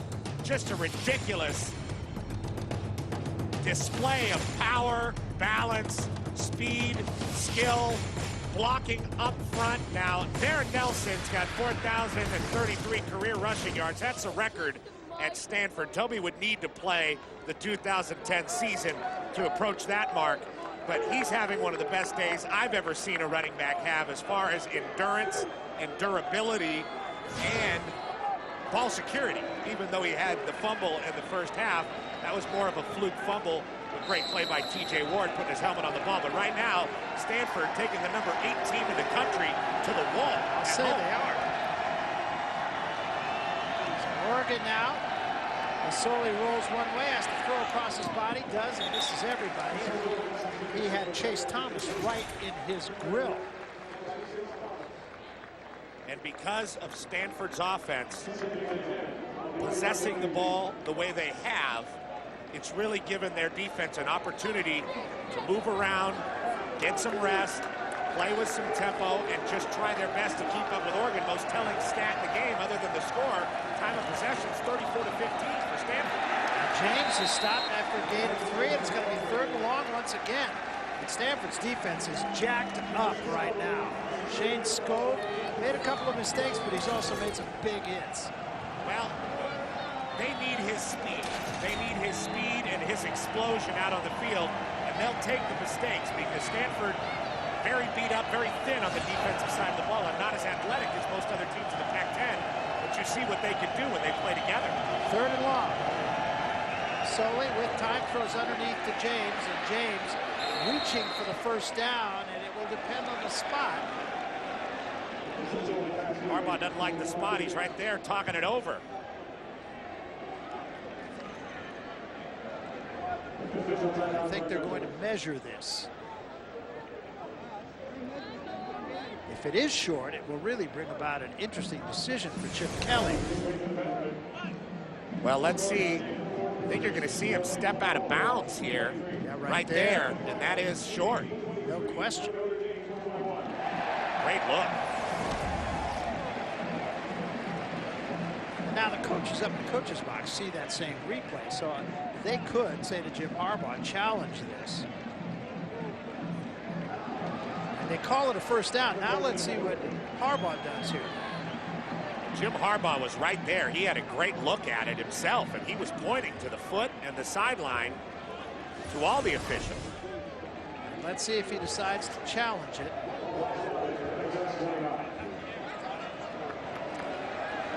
Great effort by James to get the first down, stretching out. And I think he is going to challenge it. And I think Jim Harbaugh may have an argument here, if that replay is to be believed. And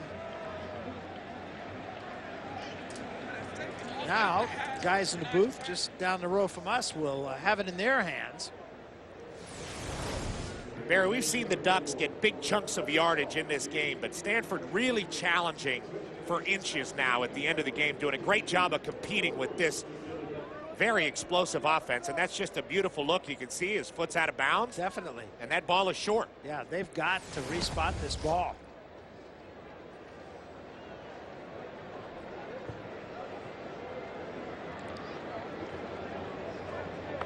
The officials are going to take another look at this. Now, this one seems pretty clear to me. There's his foot. There it is. And you can see the ball clearly not at the first down mark, which is that orange triangle.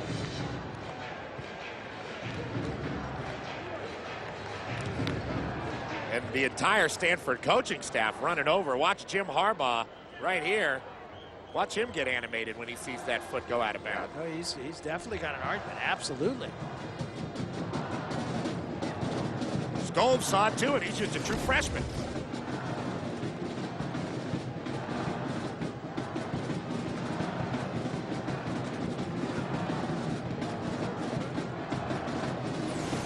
This is taking quite a while here.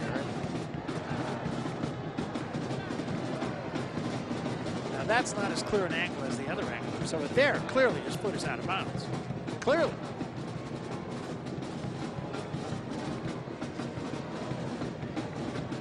Harder to tell with the white shoes, but there was also a black bottom of those shoes that you could really clearly see the foot, front part of Michael James' foot, out of bounds.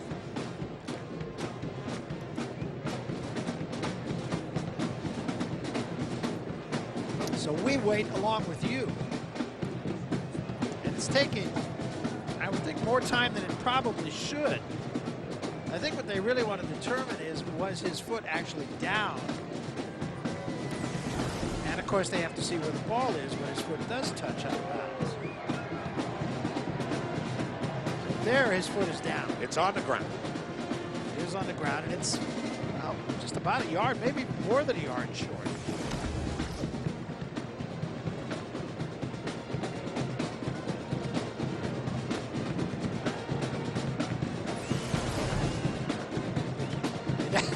That seems pretty indisputable to me. Am I wrong? I don't think so. I don't think so. I think he is out of bounds. I think they're trying to make sure where the spot is. But it certainly is taking a bit of a while.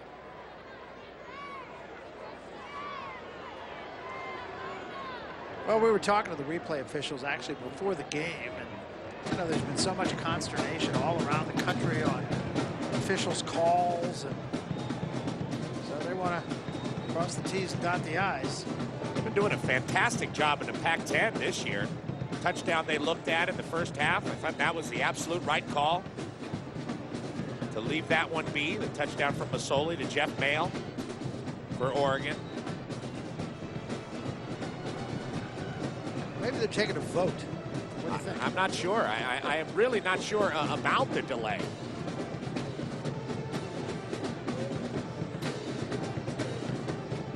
They're trying to find After a review, spot. it was determined that the runner went out of bounds at the 28.5-yard line. Therefore, to be 4th down with a half a yard to go. Oh, that's exactly what it is. They did get it right. They reversed the call. And another big 4th down for the Oregon Ducks. The last 4th down, Ron Lynn dialed up a blitz, brought Michael Thomas off the edge, and he made a great play on Jeremiah Masoli. There he is right here. Let's see if they bring him again. This is actually almost a full yard from where the ball was spotted. Big play of the game for Oregon. They gave it to James. I don't know. I think he got it. We're going to mark this at the 30-yard line if the linesmen both are standing, both the side judge and the linesman standing at the 30-yard line. So this will be a 1st down.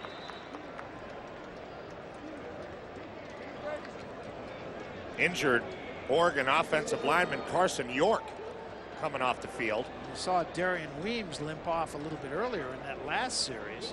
This has been an offensive line that really took a lot of heat after the loss at Boise, and they had not really come together against Purdue and Utah.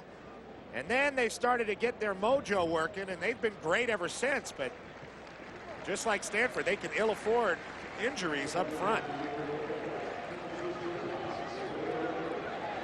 So it's a 1st down at the 30-yard line. 9:47 remaining. Stanford leads it by 20. Holland comes in motion. Masoli going to throw. Throws to Holland. Holland dropped it, and he had plenty of room to run.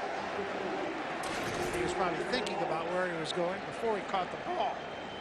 Out of the shadows, too, into the sun, which could have made that an even more difficult catch. Tough situation coming out of the shadow to the sun, and I thought Masoli recognized Holland a little late being open. He's open then, and it takes about an extra half second for Masoli to get the ball out there, and coming out of the shadows into that sun, very difficult time of day to make that catch. It's the only part of the stadium that has any kind of sun right now. There's a quick pass, and this one is dropped by Dixon. Dixon's having a tough game. Same situation, too, coming out of the shadows into the sun. Masoli really looked like he committed to the run. We've seen Andrew Luck do that as well this afternoon, and then delivers it outside. Pretty heads-up play to find Dixon by Masoli. But again, just a tricky time of day here on the farm, and Dixon loses that ball. So again, a 3rd down and long, 3rd and 10. Ducks 4 of 11 in 3rd down conversions. Not as high a percentage as they usually have. Masoli straight back now, a roll away from pressure. Now he throws downfield, got a man caught by Paulson.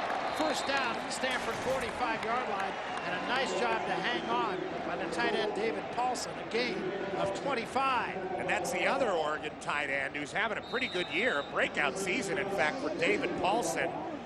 High school quarterback at Auburn, Washington, Riverside High School, and he's a good player. First catch of the game for Paulson. Oregon hustles to the line of scrimmage, ready to get another play off. Masoli this time steps up, throws wide open, James down the sideline, and he dropped the football. That was going to be a touchdown. Frustration from Chip Kelly, frustration from Jeremiah Masoli. Again, LaMichael James, just a true freshman, gets lost on the wheel route. Richard Sherman loses him. It's his responsibility to get out there and make the play. Michael James had nothing but 6 points. Couldn't hang on. 2nd down, pump fake this time. Masoli rolls to his right, throws back across the grain. Catch made by Dixon. That's a 1st down inside the 30 at the 28-yard line. This one prior was just a flat drop. Masoli lays it out there perfectly, puts good touch on the ball. You have to do that when you got a running back out there. They're not used to catching the ball downfield. Puts it right 1 foot in front of the numbers for LaMichael James. LaMichael James, a great freshman player, just can't make the play. Ducks right back with a 1st down. Now here comes a blitz, and the pass is caught by Barner. And again, Masoli, heads up play. He's going to pick up about 6 yards. Shane Scove was coming on the blitz. Couldn't quite get to Masoli, who completed the pass. A gain of 6, and it's going to be 2nd down and 4. More tempo from Oregon. Masoli quickly now. Steps up, throws a drag pattern for Mail, makes the catch, gets around him at the 15, to the 10, to the 5. close to the touchdown, but they're going to mark it at about the 2-yard line. Gain of 21. Don't go anywhere yet. This game is not anywhere near over. You see Stanford again just hanging on defensively. The tempo from Oregon and the rhythm really getting working. We've seen it in spurts in this game. Coming on the drive route was Mail. Masoli finds him with the tempo, and he does a good job trying to pick his way to the end zone. Stanford's only got 10 men on the field right now. And to give the Barner touchdown. Stanford could not get the right combination of people out there. They had 10 people on the field. Well, that's what the tempo does to you. Really puts you out of sorts. Nakam Udofia had his arms on Barner, but Barner, just too much momentum, headed toward the end zone. Nice drive, orchestrated by Jeremiah Masoli. 48-34 ball game now. Plenty of time left. Enough time that Stanford cannot try to sit on this lead. 8:05 remaining in the game. Back to a 13-point game. It's 48-35 Stanford. They'll have it when we come back.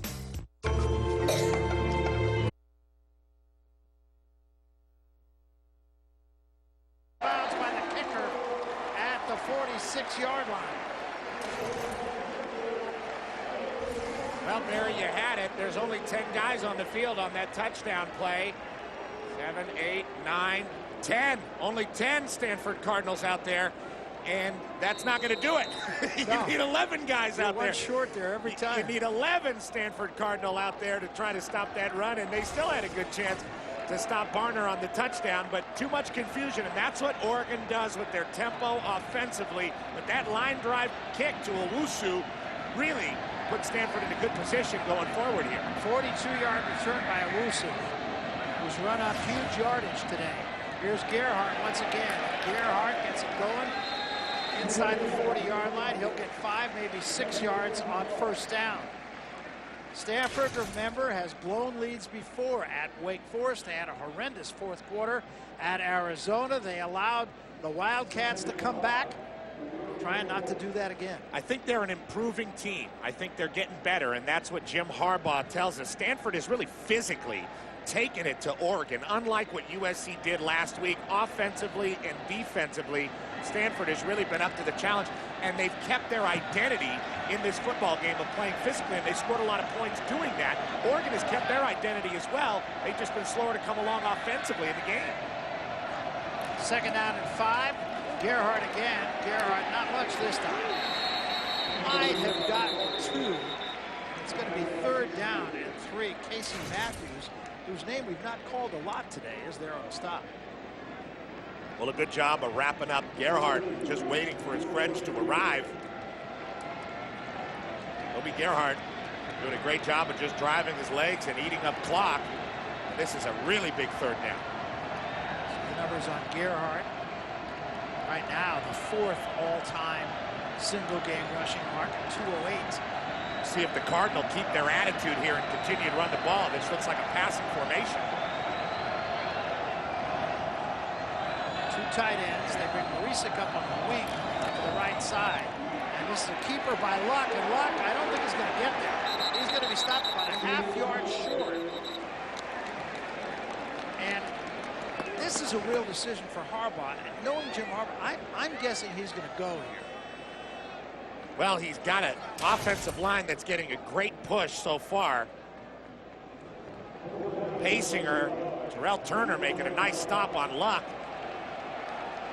And it is 4th and short, and you're absolutely right, Barry. Stanford is going to go. They're bringing in their extra offensive linemen. They're going to go with 7 offensive linemen, which kind of makes them the antithesis of the spread. They're going to try to get a push here. And they may call a timeout here. They're not in any hurry. Clock is stopped at 5:41.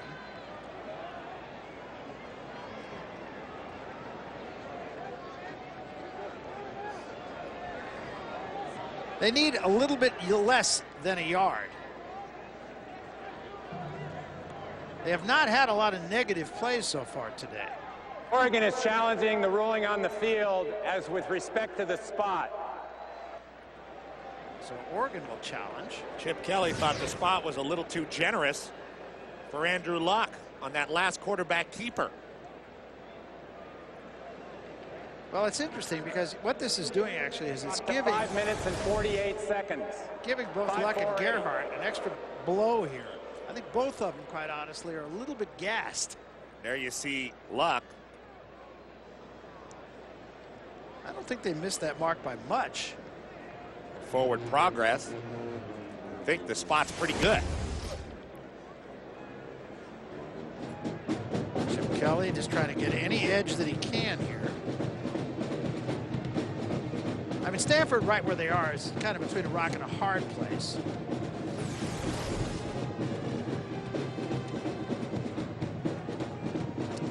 It seems to be a fairly accurate mark.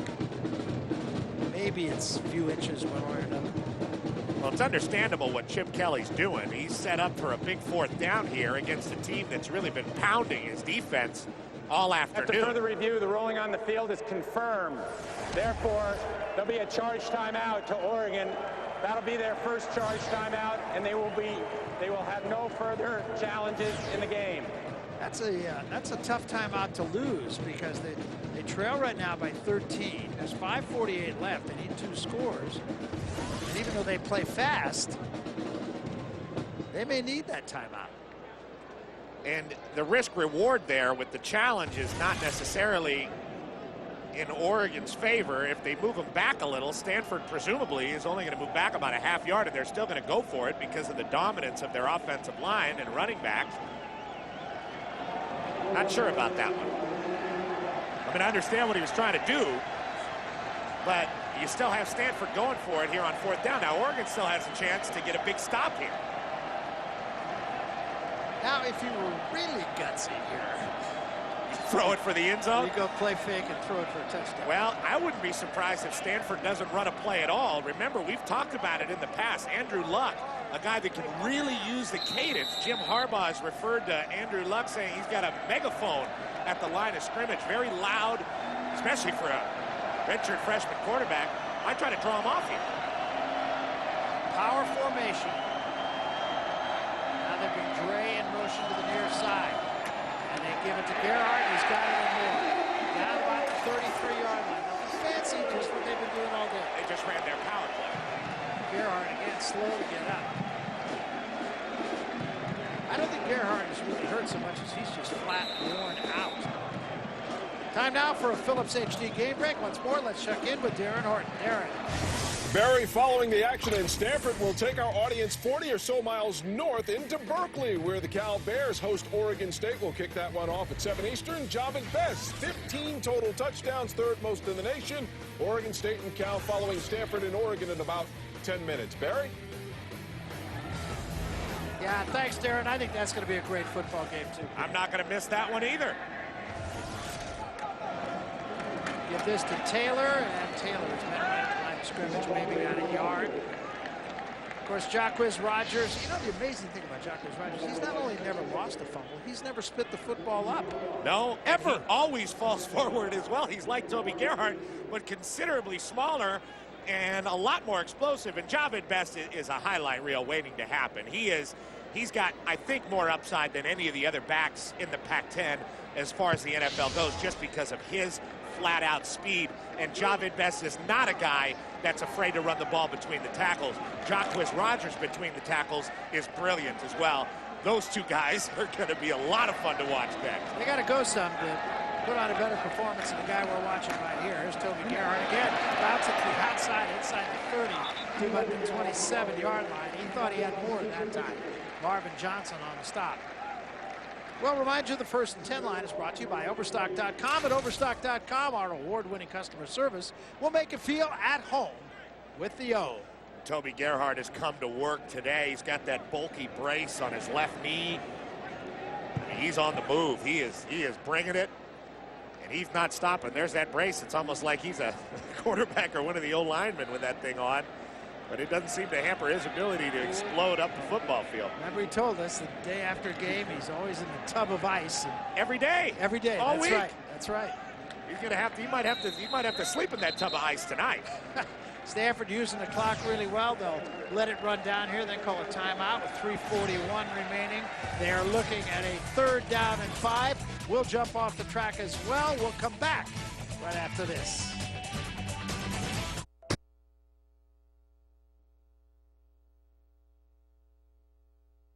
(48-35), they have the ball, 3rd down and a long 5. And they give it to Gerhardt, and Gerhardt couldn't bounce off that tackle. He stopped at about the 27-yard line. Michael Clay makes the stop. Take a look at our DirecTV game summary. Gerhardt now 215 yards. John Volpe's 220 is the Stanford record 21 years ago. Stanford 6 touchdowns in this game, a couple of field goals, and it's 12 possessions. And now they're in a 4th down situation. They are within field goal range for Whitaker. There's a timeout called by Stanford.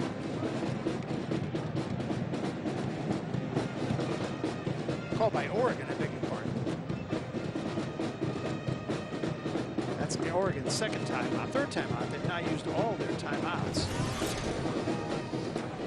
Now, of course, Stanford just trying to get themselves bowl eligible, but that's something that's easier said than done with the schedule that Stanford faces. Oregon today, they need 1 win. They're ahead in this game by 13 points, 3:36 remaining. They're looking at a 4th down right now. The offense is still on the field, so you would have the feeling that perhaps they're going to go for it here. Then they play USC. We'll be with you for that one down at the Coliseum. Of course, the big game against California and the end of the season against Notre Dame. Now, Notre Dame was in trouble today against Navy. They lost. They did lose. Well, they're going to kick a field goal here. Whitaker 2 for 2. And this one's going to be a 40, almost 45 yards. Navy's gotten Charlie Weiss twice now. That's right. This one on its way. Does it have the direction? It does not. So Oregon will take over, trailing by 13. 3 minutes, 32 seconds remaining in the game. Whitaker pulled this one off to the right side. Never did come back, and that gives Chip Kelly a glimmer of hope. He does not have a timeout remaining. Jim Harbaugh would have liked to add that one. His team leads by 13. Oregon, which we know can score quickly with the football. Masoli steps up, throws. James makes the catch. Stutter step, makes a man miss. Midfield 45, out of bounds to 42-yard line. That did not take long. He got Richard Sherman completely turned around. Turned him around completely is right. Richard Sherman got lost, and Stanford just trying to hang on defensively right now, but a big chunk of yardage that time, while Michael James makes up for that drop out on the edge in the last series for the Ducks. Here's Masoli, back to pass. Avoided a tackle, avoids another, and now he gets something out of nothing and steps out of bounds at the 26-yard line. Stanford had 2 easy shots at him, gain of 16, 48 yards in 2 plays, and only 22 seconds has come off the clock. Well, we've talked about all these yards of offense for both teams. These defenses are both running on fumes. Masoli straight back, no pressure. Mail makes the catch and then runs directly into Michael Thomas. Still a gain of about 6 yards. He was waiting that time for the drive route. Michael Thomas with a textbook tackle on Jeff Mail. Masoli again. Masoli throws wide open. James misses it again. Tough game for Michael James. The redshirt freshman has now missed 2 touchdown catches. Now he's down on the ground holding on to his shoulder. Yeah, that's interesting. I thought he was just bemoaning the fact he missed that ball, and now it looks like it could be a lot worse than that. Well, here he is on the opposite sideline from the first drop he had, and that looked like he could get it, and then he goes down. I didn't see where he hurt his shoulder there. No. There's the other drop from the last series, but Oregon did go on to score a touchdown. The time is also against the Ducks. And here's LaMichael James. I think he'll be up and moving.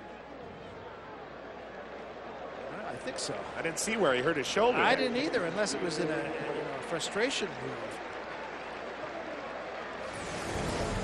Here's another look at it. The ball's right in his hands. This is the ball, and then let's see how his arms go down. looked like he jammed his shoulder there, but hard to tell. So the end result of all of this is a 3rd and 5. You know, it's hard for running backs to raise their arms up in the passing game because they wear bigger pads, but those were 2 catchable balls for James. Sure looked like it. Got his hands on both of them. Solely straight back. Little slant for Davis. He's got room for the 10. He's going to get in. 5. Touchdown Oregon, and it did not take long. 21-yard touchdown pass from Masoli to Davis, and don't go anywhere yet. And on that series, Stanford's defense clearly looked tired. Yeah, and they all just had a jailbreak there with the screen. Look at all the Stanford defenders flying into the backfield. Oregon does a great job getting their guys offensive line-wise. Jordan Holmes out there to make the blocks, and B.J. Davis, pretty nice path to the end zone. Well-orchestrated drive by Jeremiah Masoli, and the drop again by LaMichael James doesn't hurt the Ducks too much. No, it doesn't. Try for point is up a good 74 yards, and it only took 54 seconds. They don't have any timeouts left, but there's 2 minutes and 38 seconds left. Ostensibly, if Oregon gets a stop, they can get the ball back and be in a position where they can move it a little bit. And nice blocking downfield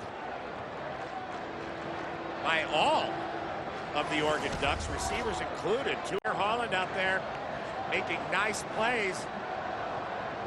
Big letdown for Oregon. I mean, after they played last week so well against USC, but they're coming on now. Big BCS implications in this game if Oregon goes down to Stanford, but they have a shot. Well, they do clearly have a shot now. Remember the last time, we mentioned this earlier, the last time Stanford defeated Oregon was up in Eugene back in 2001. Oregon was ranked number 5 in the country, and Stanford won it 49-42. Right now, 48-42 with 2:38 remaining. Well, Stanford can end this game with a few first downs with the power running game that they've had. And Oregon better be careful because we know that Andrew Luck can get involved in the play action and really hurt him with a ball down the field. Stanford anticipating an onside kick. They got the hands team out. Oregon bunching 6 players to the near side of the field right now. 3 more behind the kicker, and then only 1 player to the far side of the field. So they certainly are showing onside kick. They do the onside kick. It's not going to go the 10 yards. Stanford will fall on it. And they'll have it at the 38-yard line. The kick never did make the 10 yards. Jim Dre recovered it. Andrew Luck, the redshirt freshman, he did everything today, didn't he? Yeah, he didn't look like a freshman at all. This is the best young quarterback in the country, I believe. Just watching him throw, just dropping dimes all over the field. Right into the hands of multiple different receivers. Owusu really had a good game. And right now for Stanford with great field position, 1 first down will end this game. They have it at the 38-yard line. Gerhardt, the tailback. This is Gerhardt. And Gerhardt pushes the pile to about the 35. He'll get 3. Oregon, remember, is out of timeouts, so Stanford will milk this clock as much as possible. And as Petros pointed out, 1 first down should be enough.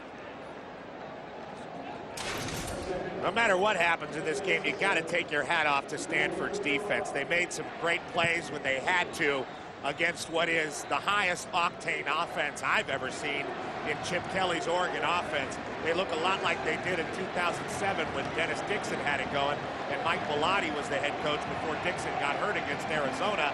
They are just absolutely unstoppable. We've had 1,071 yards of offense in this game. I'll tell you about in a minute. Gerhardt spins out of 1 tackle, gets down about the 32-yard line. Got a couple, maybe 3. Ferris wrapped him up. Great second effort by Gerhardt. Coming up is going to be his most important carry of the game for all the great things he's done. Look at all the yards we've seen today, just talking about it. Just 2 great offensive performances by 2 great, very vastly different offenses. And we've really seen the best of both worlds. The best of the power running game and play action when it comes to Stanford, and the best of the spread world when it comes to Chip Kelly and what he can do with Jeremiah Masoli. And with that run, Toby Gerhardt becomes the single game all-time leader at Stanford. He's got 222 yards. That breaks the record of 220 yards set by John Volpe back in 1988. And he earned every one of them, I'll tell you that. And he's a very tired guy right now. Not breaking tackles quite as easily as he did earlier. No, but he's still running with a great purpose. Well, as soon as we're done here, we're going to take you over to Berkeley. Two great running backs you're going to be watching there, too. Oregon State and California, Javid Best, Jacquizz Rodgers. That's going to be a great game. That's a real pick'em game, in my opinion. Pac-10 has some unbelievable combinations this year for yardage. Look at James and Jacquizz Rodgers, Owusu and Toby Gerhardt and what they can do. Marine and Javid best friends on that California team, and they share that backfield. Just so many guys that can play skill positions in the Pac-10. So many explosive players defensively and offensively. It's hard to say that anybody is playing better football and coaching better football than the Pac-10 right now at this point in 2009. Big play right here. 3rd down and 5, 1 minute and 3 seconds. Stanford needs a first down to put this one in the bag. They give it to Gerhardt's, not going to make it. Got him on 2, and it's going to be 4th down now. Oregon does not have a timeout remaining. Toby wanted that first down. He's disappointed, but a great job. T.J. Ward, Brandon Baer coming up and really stopping any forward momentum that Toby Gerhardt had, and he is tired. We usually see him fall forward on plays like that, and he was knocked backwards. Great job by the Oregon defense. So 530 yards between Owusu and Gerhardt today. You saw those numbers that they averaged 286. 500 today. And now they will call a timeout with 15 seconds remaining. Now, do you just run another play? Do you try a field goal, which would make it a 2-possession game? Well, if you punt it, or a quick kick situation, and it goes into the end zone, you put him on the 20. So it's about an 11-yard difference. If you run Gerhardt again, you know, you're likely to get the first down with the way he's been running the football, but he might just be out of gas. And if you try for the field goal,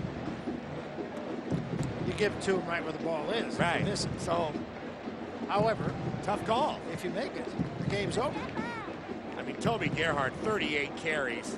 How's he going to recover for the USC game next week? I mean, they're going to really have to take it easy on Toby Gerhardt in practice this week. The safe call is really to run Toby Gerhardt here. But it looks like they're bringing the kicker out. Yeah, it does.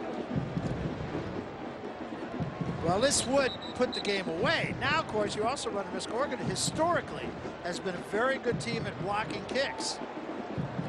So you must consider that. This is a long kick, so it's going to have a low trajectory, just like we saw with Tennessee, Alabama a couple weeks back.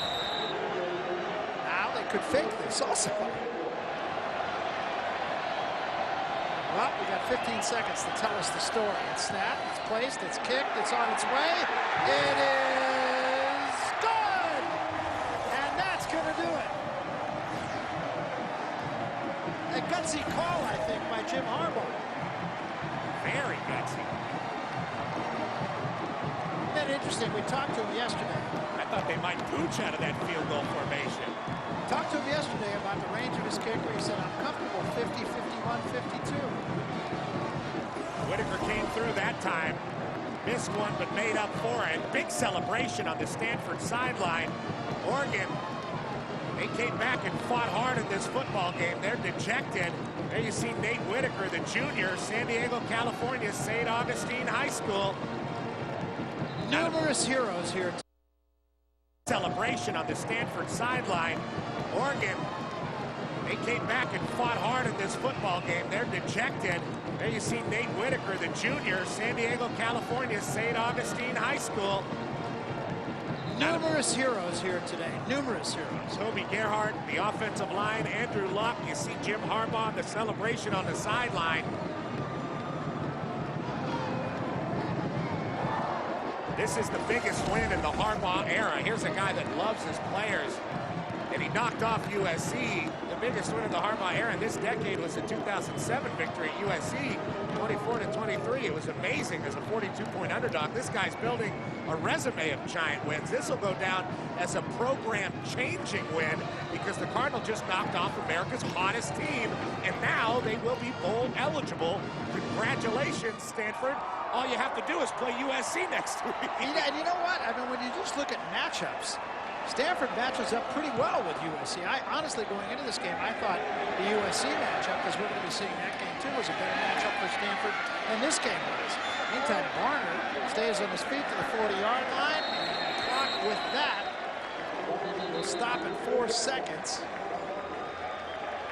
But this was going to go into the books as a Stanford victory, and a hard-earned victory.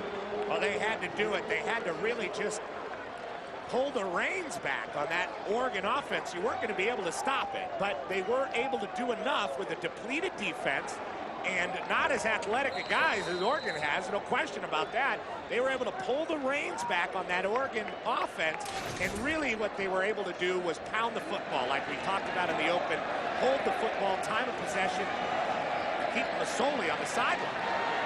So Masoli will just throw it, well, he throws it underneath, and it's dropped by Mayo, and that's going to be the game. And the Stanford student body, what there is of it here, will come onto the field in celebration, and it's a good cause to celebrate. I mean, as we said, numerous heroes. Andrew Luck, that guy right there, Toby Gerhardt, best single-game rushing performance in history here at Stanford. You've got to give it up for the offensive line, consistent this entire game long. And how about Ron Lynn and his defense? I know you look at the number, you put 42 on the board, you gave up almost 600 yards, but they made all the great plays. To the sidelines, Rebecca Harlow is with Jim Harbaugh. Rebecca! Coach, it's incredibly exciting about down here. The smash mouth that your team delivered today was outstanding. What can you say about this win? Just really proud of my players, really proud of the way they played. And the coaches, they did a great job. Great character, great integrity by our football team. When you look at Oregon last week, they beat USC. Today, you beat them. What can you say about the Pac-10 conference? Well, I mean, it's the best conference in college football, but you know, I think our football team expressed who we are today, and that's what I'm really proud about. Thanks, Coach. Barry, back to you. All right, thanks very much, Rebecca. Very excited, Jim Harbaugh, and with very good reason. We started to say you got to give it up for Ron Lynn. Even though you look at big numbers, they made plays when they had to make plays. That was what was important. The blitz on 4th down especially was a game changer. That was the defensive play of the game for Stanford. Fantastic. All right, so that's a wrap for us. Stanford wins it 51-42. We're going to Berkeley. Steve.